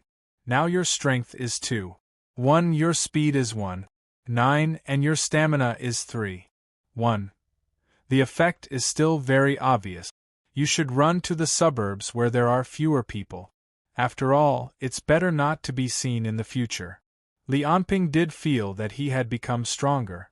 However, as his body became stronger, and with the near-immortal regeneration ability, he had a deeper question. At this moment, he finally could not help but ask Black, "How strong are the other aptitude users? Among the humans, with my current strength, is it still not enough to take revenge on Shang Jinbang?" Black was a little uncertain. "Your current strength, according to the classification of you humans, may not even reach level 1. But then he changed the topic and said, "But with your current skills, killing an ordinary person like Shang Jinbang is more than enough. But last time you killed people in the hospital, and then Chang Zheng and his gang, you must have alerted the enemy. Since his father is the mayor of a city, he will naturally arrange for someone to protect him. This person is very likely to be an ability user. It is hard to say how strong he is, but you are still too inexperienced right now. The outcome of this battle is still unknown. As for Hui Qing, since he's a big shot in the military, he's definitely experienced a lot of fight. The person he sent to kill you is an ability user. Although there might not be a second ability user, he's still a threat. Some of the trained elite soldiers aren't weaker than ability users. It's not safe for you to go there now." Lianping nodded. He wasn't discouraged at all. He knew from the beginning that his revenge wasn't going to be easy. Thus, he continued to ask about Black ability users. At this point, Lianping suddenly slipped. He stepped on a collapsed eave and fell from the roof of a 5-story building. In midair, Lianping's expression didn't change. He tried to adjust his body, but falling from a 5-story building was really fast. He could only try his best to maintain a head-over-head posture. Then, his legs went numb, and he stepped heavily on the ground. This wasn't the first time he encountered an accident in the middle of a run. For someone like him who hadn't received any training running on tall buildings and streets like parkour, it would be a miracle if he didn't get injured.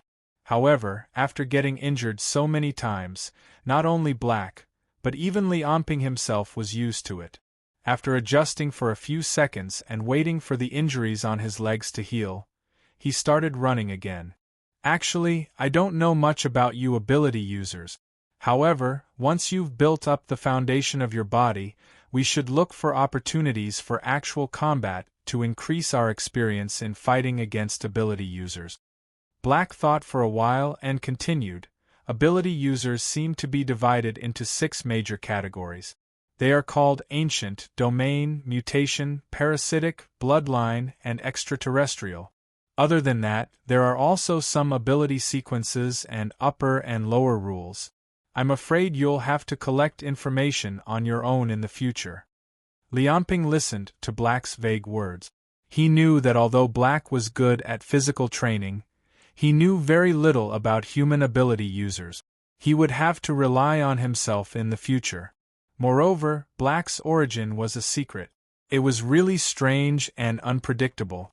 So although Lianping agreed with Black's opinion on the surface, he always kept a vigilant heart. He also used every minute and every second to familiarize himself with the power in his body. If I can completely master this power, I won't have to rely on Black. I can even expel him from my body and completely eliminate him. Thinking about that, Lianping's lips curled up slightly. Not only because of the idea itself, but also because Black didn't react to his idea at all. It meant that Black didn't sense his idea just now. Lianping, on the other hand, had learned how to think in his mind without communicating with Black. In other words, thinking in his mind and communicating with Black in his mind were 2 different things. In fact, ever since he left Chongzheng's factory, he had been probing in this aspect. Until now, he had completely mastered it.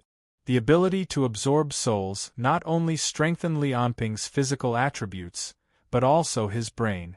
It was an evolution of the whole body. On the other side, Black didn't know that Lianping's mind was turning so many corners. He continued to say, human society is a society of groups. Ability users can't get rid of this fact, especially when you have to deal with a mayor. It's like you have to deal with an entire force. They won't only have one ability user. They will also have the cooperation of various talents. Modern military forces are also very powerful. It's not something that ordinary ability users can fight against, so you must endure it. You can fight on a small scale. But if you want to deal with them openly, you must wait until you have fully grasped your own strength. Otherwise, even if you have an immortal body now, there are still many ways to deal with them. For example, fire, acid, electric attack. 5 days later, in a forest on the outskirts of Zhongdu, a black shadow was moving at high speed. It was Lianping. Due to the development of industry and technology, Dexia's natural environment had been well protected. Take Zhongdu for example. After leaving the edge of the city, one would often see large areas of undeveloped forest. In the dense forest, no one trimmed it all year round. It was almost impossible to move forward. The needles scraping Lianping's body was as painful as knives. In such an environment, Lianping was still running at full speed. He was so fast that he was like a black shadow running in a straight line. Thus, the needles scraping his body became even more painful, leaving behind wounds. Especially when he was running at high speed, Lianping had lost count of how many times he was stabbed by needles and branches. However, he just casually pulled them out without stopping. The energy stored in his body was constantly used to heal the wounds on his body. Not only that, the dense forest was overgrown with grass and trees, and there was no path at all. Especially the ground that had been piled up for decades, there was always the danger of falling down. As long as Lianping was not careful with his current speed, if he hit a tree trunk, his bones would be broken, his internal organs would be ruptured, and he would bleed profusely. He could only constantly maintain his balance and try his best to avoid the branches, trunks, needles, stones, and other dangerous obstacles. Lianping did not know how many times he was hit. His hands and feet were broken, his eyes and blood vessels were pierced, and there was even one time when he missed a step and hit his head on a stone. His whole skull was broken, and even his brain was about to come out. The clothes on his upper body had long since rotted away. At this moment, he took off the clothes on his upper body, exposing his strong abdomen and chest. In just a few days after gaining his ability, Lianping's body now looked like a new person. His whole body was streamlined with muscles, like a marble cast on his skeleton. In the dense forest, Lianping's speed was getting faster and faster. As time passed, it was as if every part of his body had grown eyes, and all the obstacles were dodged by him smoothly. His injuries were getting lesser and lesser, and his running speed was getting faster and faster. Suddenly, Lianping let out a long howl, and suddenly there was an empty space in front of him. He had already rushed out of the dense forest, and a plain appeared in front of him. Not bad. To be able to train to this extent after running for 10 hours, Lianping's aptitude is better than I thought. Thinking of this, Black still had a critical tone. It took you 10 hours to get used to the dense forest environment. Your balance, endurance, reaction, and speed are all too weak. And along the way, you've also wasted souls to heal your injuries. Now you're only left with the soul energy of 3 people. If you don't eat more people, you won't be able to do it. Lianping put his hands on his knees, panting loudly, and said intermittently, "For training of this level, I'll have to absorb souls every day." He felt his heart thumping, and there was a burst of pain, as if it would jump out at any time. Even with his current physical strength, such high-intensity training was constantly challenging the limits of his physical strength. However, in an instant, a stream of energy flowed through his heart, and his heart was no longer in pain. It was not just his heart. It was the same for the other parts of his body. They were no longer in pain, and had instead become stronger. This was the power of Lianping's ultra-rapid regeneration ability. Any slight injury could be repaired quickly. Even if an ordinary person went through such a terrifying training and persevered, their body would probably be crippled, and there would be hidden injuries in the heart and other important organs. However, Lianping did not have such a burden at all. He could train however he wanted, and as brutal as he wanted. He did not have to consider his health and safety at all. He could always improve at the fastest speed, and he did not even need to rest or eat. As of now, Lianping had been training for 21 hours without sleep or rest. Didn't you want to punish evil and promote good? What's the big deal about absorbing the souls of a few evil people every day? Black smiled and said, "Let's call it a day. Go find something to eat and rest for a while. After that, you can catch a few bad guys and eat them." Although soul energy could also be used to replenish physical strength and replace food, Lianping obviously would not be so extravagant for every meal. Lianping asked, "What's my physical fitness now?" He looked at the tattered sports shoes under his feet and simply threw them away. He ran barefoot on the ground. It seemed that he would not be able to wear clothes and shoes in the future training. Strength 2. 1. Agility 2. 0. Stamina 3. 2. However, there's basically no energy left in your body that hasn't been absorbed yet. If you want to maintain this training effect, you'll have to eat every day. After saying that, Black smiled and looked at Lianping's reaction. Lianping was not as resistant as before. He just frowned and said, "It takes a lot of time to train every day. How can I find so many evil people? Just catch a few random people and eat them." After saying that, Black saw that Lianping was about to get angry. He smiled and said, "Central City is so big. Aren't you afraid that you won't be able to find the bad guys? You can go to some areas with more gangsters to get information and figure out their distribution. Also, isn't that Hua Qing a big shot in the mafia? You can find his men to eat." Lianping nodded and felt that Black's words were very reasonable. However, on second thought, there seemed to be an illusion. Wasn't that just treating those people as prey? It was like a lion hunting in its territory and choosing its target. No, I'm doing it for justice, to destroy the evil forces. He shook his head and got rid of the illusion of being hunted. Lianping strode back home.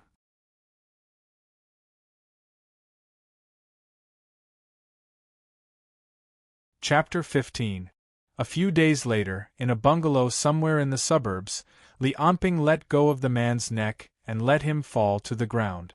The man's limbs were twisted in an unnatural way, and the veins on his face were bulging. It was obvious that he had suffered inhumane torture. The whole room was covered in blood. Other than the man, there was another man and woman.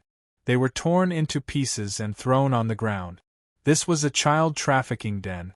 After Lianping got the news from a gangster, he rushed over in the middle of the night. When he opened the door, he saw a middle-aged man going in and out of the body of a girl who was not even 10 years old. The girl cried and struggled, but the other man used a sock to gag her mouth. Lianping killed the 3 kidnappers in the most bloody way possible. Only now did the blood calm him down.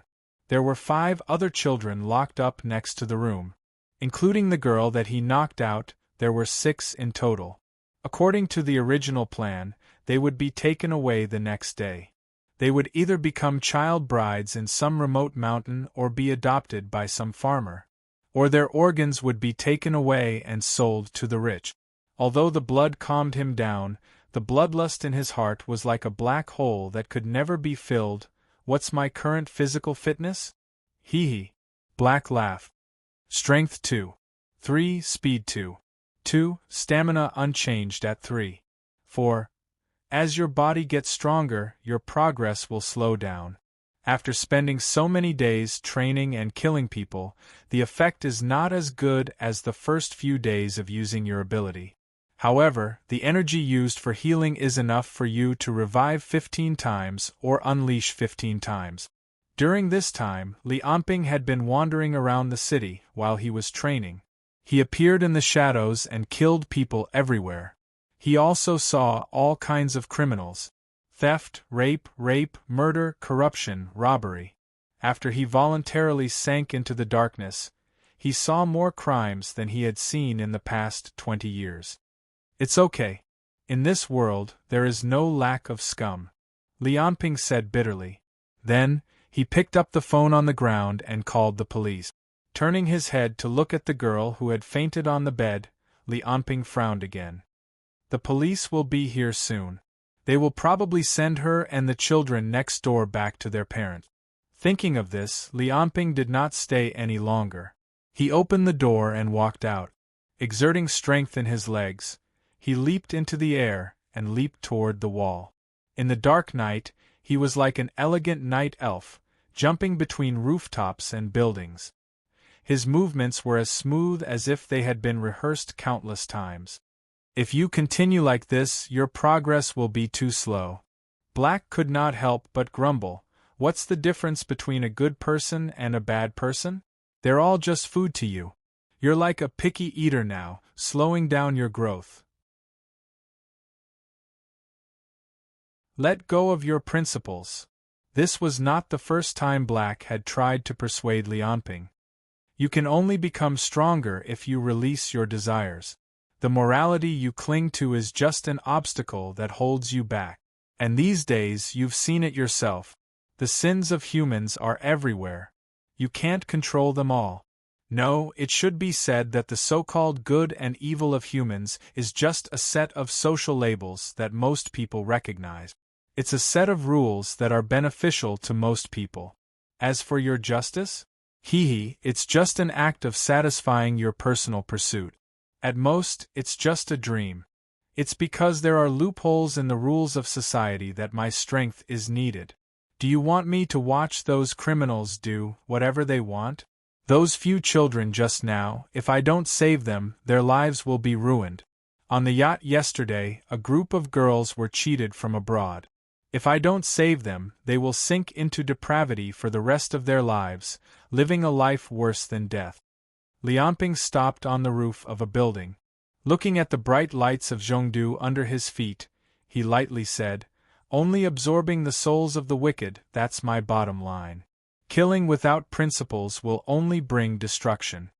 Ignoring Black's incessant chatter, Lianping stomped on the ground and disappeared from the rooftop.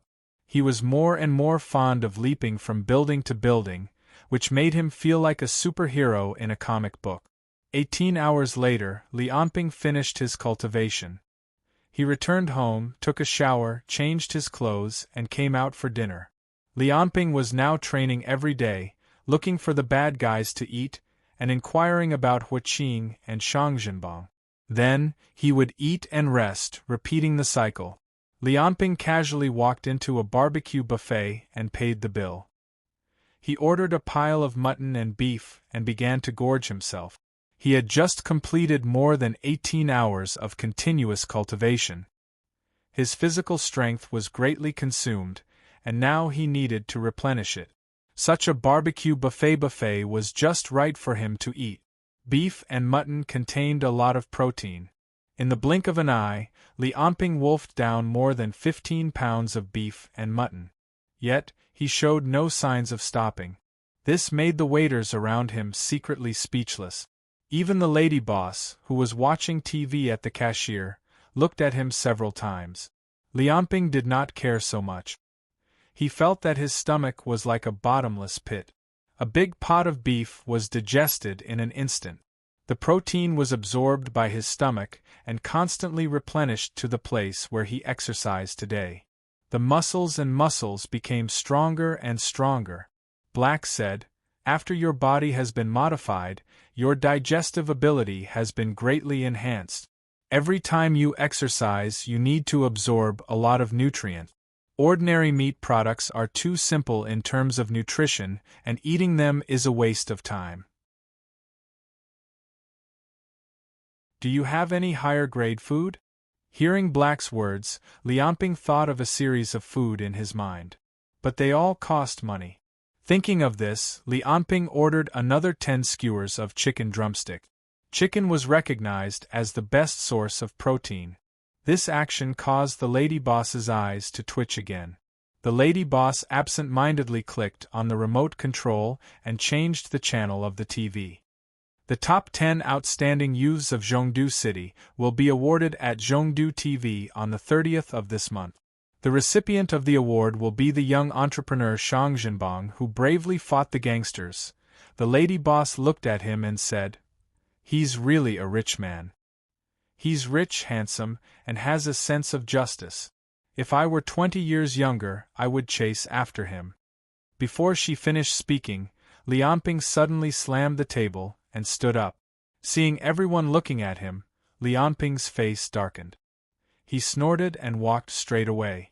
Only the lady boss was left there muttering, "Poor man, and he hates the rich." Lianping walked out of the barbecue restaurant and walked alone on the street. His heart was boiling like boiling water. Don't come to this restaurant in the future. Go to another one. Be careful not to attract unnecessary attention. Black reminded, "Now you don't have to think about revenge. You have to be patient. When you become strong enough, you can kill as many people like Shang Zhenbang as you want. Don't delay yourself for a moment of pleasure." "I know." Lianping clenched his fists and said hatefully, "I'm just a little unwilling."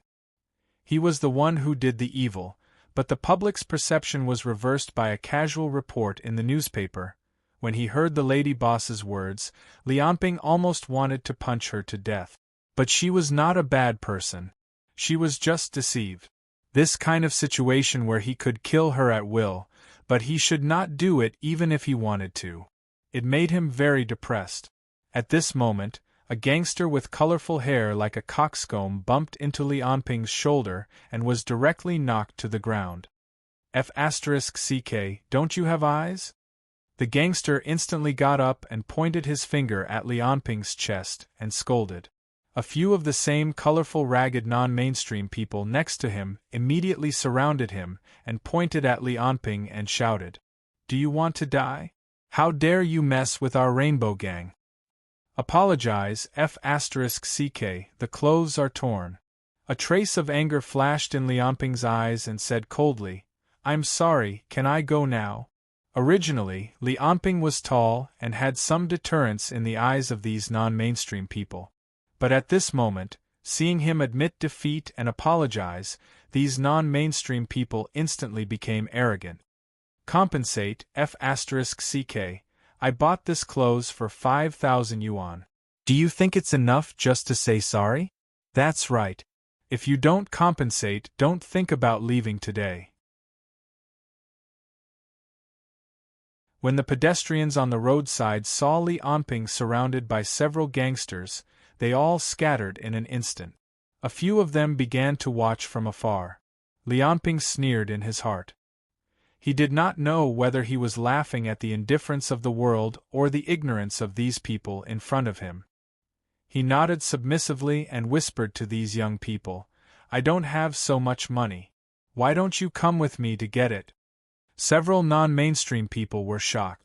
It seemed that they did not expect the man in front of them to be so cowardly that he really planned to pay 5,000 yuan. They immediately followed Li Anping to get the money. You should have known you were wrong. Forget it, I'll spare you this time. Go and get the money. After walking for a few minutes, the people following Li Anping felt that something was wrong. They found that Li Anping kept picking some alleys to go, and the more he walked, the more remote they became. Looking at each other, the gangster who was bumped by Li Anping just now shouted, Hey, where are you going? I'm telling you, don't think about running away. After saying that, he grabbed Li Anping's shoulder in front of him. Seeing that there was no one around, Li Anping turned his head and coldly glanced at them. He gently waved his hand and a few slaps were heard. The few non-mainstream people were slapped to the ground and could not get up. Li Anping picked up Mohawk, who was knocked to the ground by him, and pressed him against the wall. Where are Hua Qing's men gathered? That gangster was still a student. He had only watched a lot of TV and movies and learned to mix in the underworld. How could he withstand Li Anping's interrogation? He only felt that his neck was being tightly gripped by the other party. It was getting tighter and tighter, as if he was about to suffocate. When he heard Li Anping's question, he immediately replied with a hoarse voice, Volcano bar. All the gangsters in the city often drink there.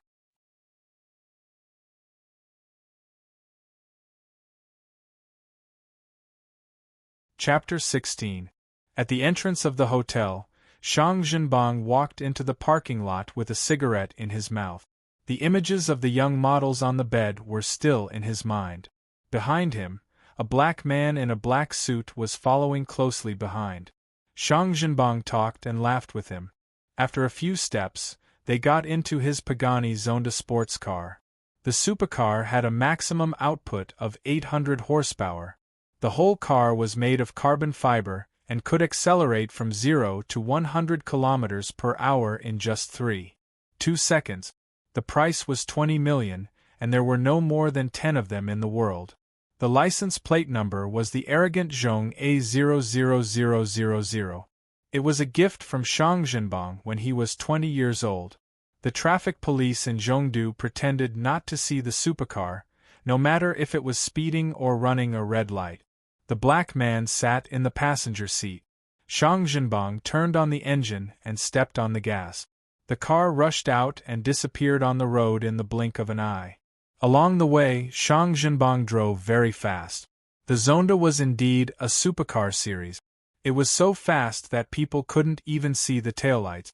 Looking at the speed of more than 200 km per hour on the dashboard, the black man couldn't sit still. He persuaded Shang Zhenbang, Shang, we're not in a hurry. You don't have to go so fast. He was sent to protect Shang Zhenbang and didn't want to die in a car accident. Shang Zhenbang only thought that the black man was worried about being stopped by the traffic police. He said proudly, Haha Jay, this is Zhongdu de Xia. I can drive as fast as I want. Just watch. After that, he sped up again and reached 250 km per hour. However, there were many cars in Zhongdu. After a while, Shang Zhenbang had to slow down and move slowly with the traffic. When Jay saw this, he wiped the sweat off his forehead and felt relieved. At that moment, A motorcycle with flashing police lights caught up and stopped in front of Shang Jinbang's car. Shang Jinbang had to stop. The traffic police's name was Ruan Hong. It was his first day on the job, so he didn't recognize Shang Jinbang's car. When he saw someone driving at 250 kilometers per hour, he immediately caught up. "Please show me your driver's license." Shang Jinbang had just said that he was fine in front of Jay, but in the blink of an eye, he was stopped by the traffic police. He only felt that his face had been completely lost. He spat a mouthful of thick phlegm on Ruan Hong's police uniform and cursed, King retard, "Don't you know who I am?" Ruan Hong was infuriated when his clothes were spat on. However, as a traffic policeman, he could not retaliate or the matter would blow up. All he could do was hold back his anger and say, "The speed limit is 80. You drove at 250. Do you know how much you exceeded the speed limit? I'm going to confiscate your driver's license." "Deduct your mother." Shang Jinbang got out of the car and slapped Ruan Hong's face, but he dodged it. "Stop it, or I'll sue you for assaulting a police officer." As he spoke, Shang Jinbang threw a few more punches at Ruan Hong. However, his body had been hollowed out by alcohol and women all year round. How could he be a match for a young man like Ruan Hong who had graduated from the police academy? He barely brushed past him. The more Shang Jinbang fought, the angrier he became. He suddenly turned his head and said to Black Jay in the car, "Get him!" When Ruan Hong heard that, he looked at Black Jay in the car and saw him shrug his shoulders. He suddenly laughed, revealing a mouthful of white teeth. Following that, Ruan Hong suddenly felt his chest tighten as his head began to feel dizzy. What did you do?" When Shang Jinbang saw Ruan Hong holding his head and swaying, he laughed loudly and rushed forward. With one kick, he knocked Ruan Hong to the ground. Following that, he punched and kicked Ruan Hong, who was on the ground, ignoring his identity as a police officer. "CK, you want to confiscate my driver's license? Police? I've liked to hit police officers since I was young. If you make me feel bad, I'll hit you even if the King of Heaven comes." After kicking Ruan Hong a few more times, Shang Jinbang saw him lying on the ground with his head covered in blood. He exhaled in satisfaction and left with Black Jay in the car. He still had to rush to a cocktail party and could not be bothered to tangle with such a small police officer. In the end, he ended up getting drunk that night. He only woke up at noon the next day at a 5-star luxury hotel. Turning his head to look at the two women who were still sleeping soundly on the bed, Shang Jinbang could not help but touch their breasts, eliciting moans from them. "What kind of freshman are you? Pretending to be pure in front of me? With tens of thousands of yuan, you'll still climb into my bed like a bitch." Thinking of this, Shang Jinbang laughed proudly. After brushing his teeth and washing his face, Shang Jinbang picked up his phone and saw more than 10 missed calls. He called Wei Shishir first. Shang Jinbang liked this woman very much. Moreover, she was pregnant and he did not want to make his wife angry. He said that he had worked overtime yesterday and was very busy. Following that, there were a few missed calls from his father and the uncles at the police station. He called them one by one and found out that the incident on the road yesterday had blown up. First, the police officer he had beaten up was sent to the hospital and became a vegetable. The family insisted that the driver responsible for the accident take responsibility, but his colleagues at the traffic police brigade persuaded him to leave. Also, when he had beaten up the traffic police officer on the road yesterday, a white-collar couple had taken a picture of it with their mobile phones and uploaded it to the internet. Luckily, his father had people in the city's publicity department and they immediately suppressed the matter. The related posts and comments on the internet were deleted overnight. Shang Jinbang was very depressed. Previously there was Li Anping and now there were a few bastards. Why did anyone dare to provoke him? They were really courting death. Hence, he called Su Lichuan. Uncle Su, I was bullied by someone. What do you think I should do? Hearing this, Su Lichuan immediately shouted. Who is so daring? Tell me, Uncle will stand up for you. It's because I drove faster on the road yesterday. A traffic police officer was not tactful and stopped me. In the end, he was beaten up by me. Now, he's sick the next day and wants to blame it on me.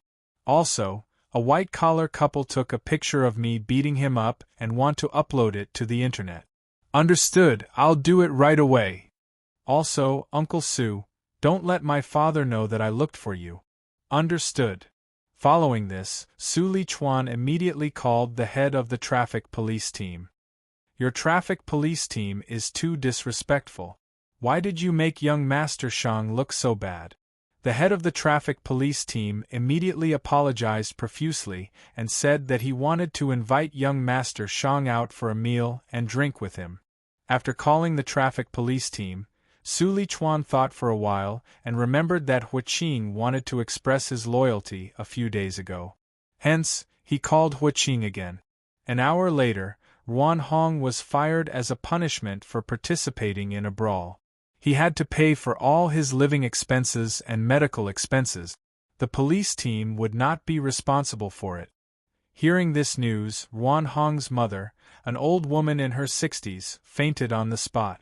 On the same afternoon, a group of burly men in black shirts and black pants barged into a small district.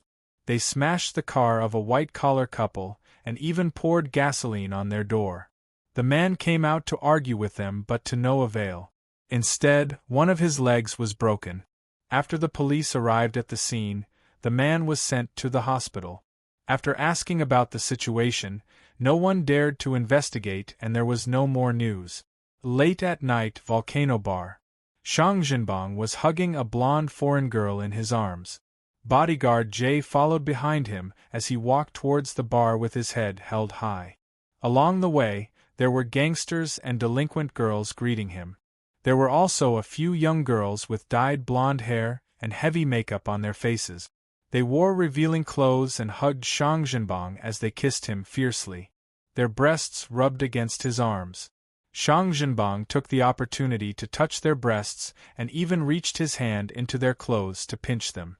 He laughed, "Haha, naked? I like it." He brought the group of women to a small private room nearby. Although it was called a private room, it was only separated from the main hall by a curtain. They could see the situation outside. Shang Jinbang turned his head to the bodyguard beside him and said, "Jay, how is it? How is it compared to your nightclubs overseas? This is my old base. Just tell me what you want." "Amazing. Shang, you really know how to enjoy yourself," Jay said with a smile.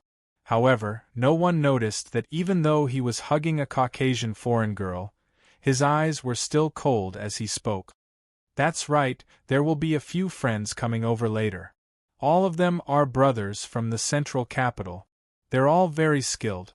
You have to support me and show them your skills when the time comes." At the same time, on the rooftop of the Volcano Bar, a black shadow jumped up from the opposite building. Like a ghost in the night, he looked down at the bar's main entrance and the men and women who came in and out. Luxury cars, famous brands, indulging in a life of luxury and debauchery. Lianping's eyes flashed with a trace of blood as he murmured, "Volcano Bar." This was his hunting ground today. You're tuning in to the Phoenix Nights YouTube channel. Don't forget to subscribe and join us on this journey to catch the most captivating stories.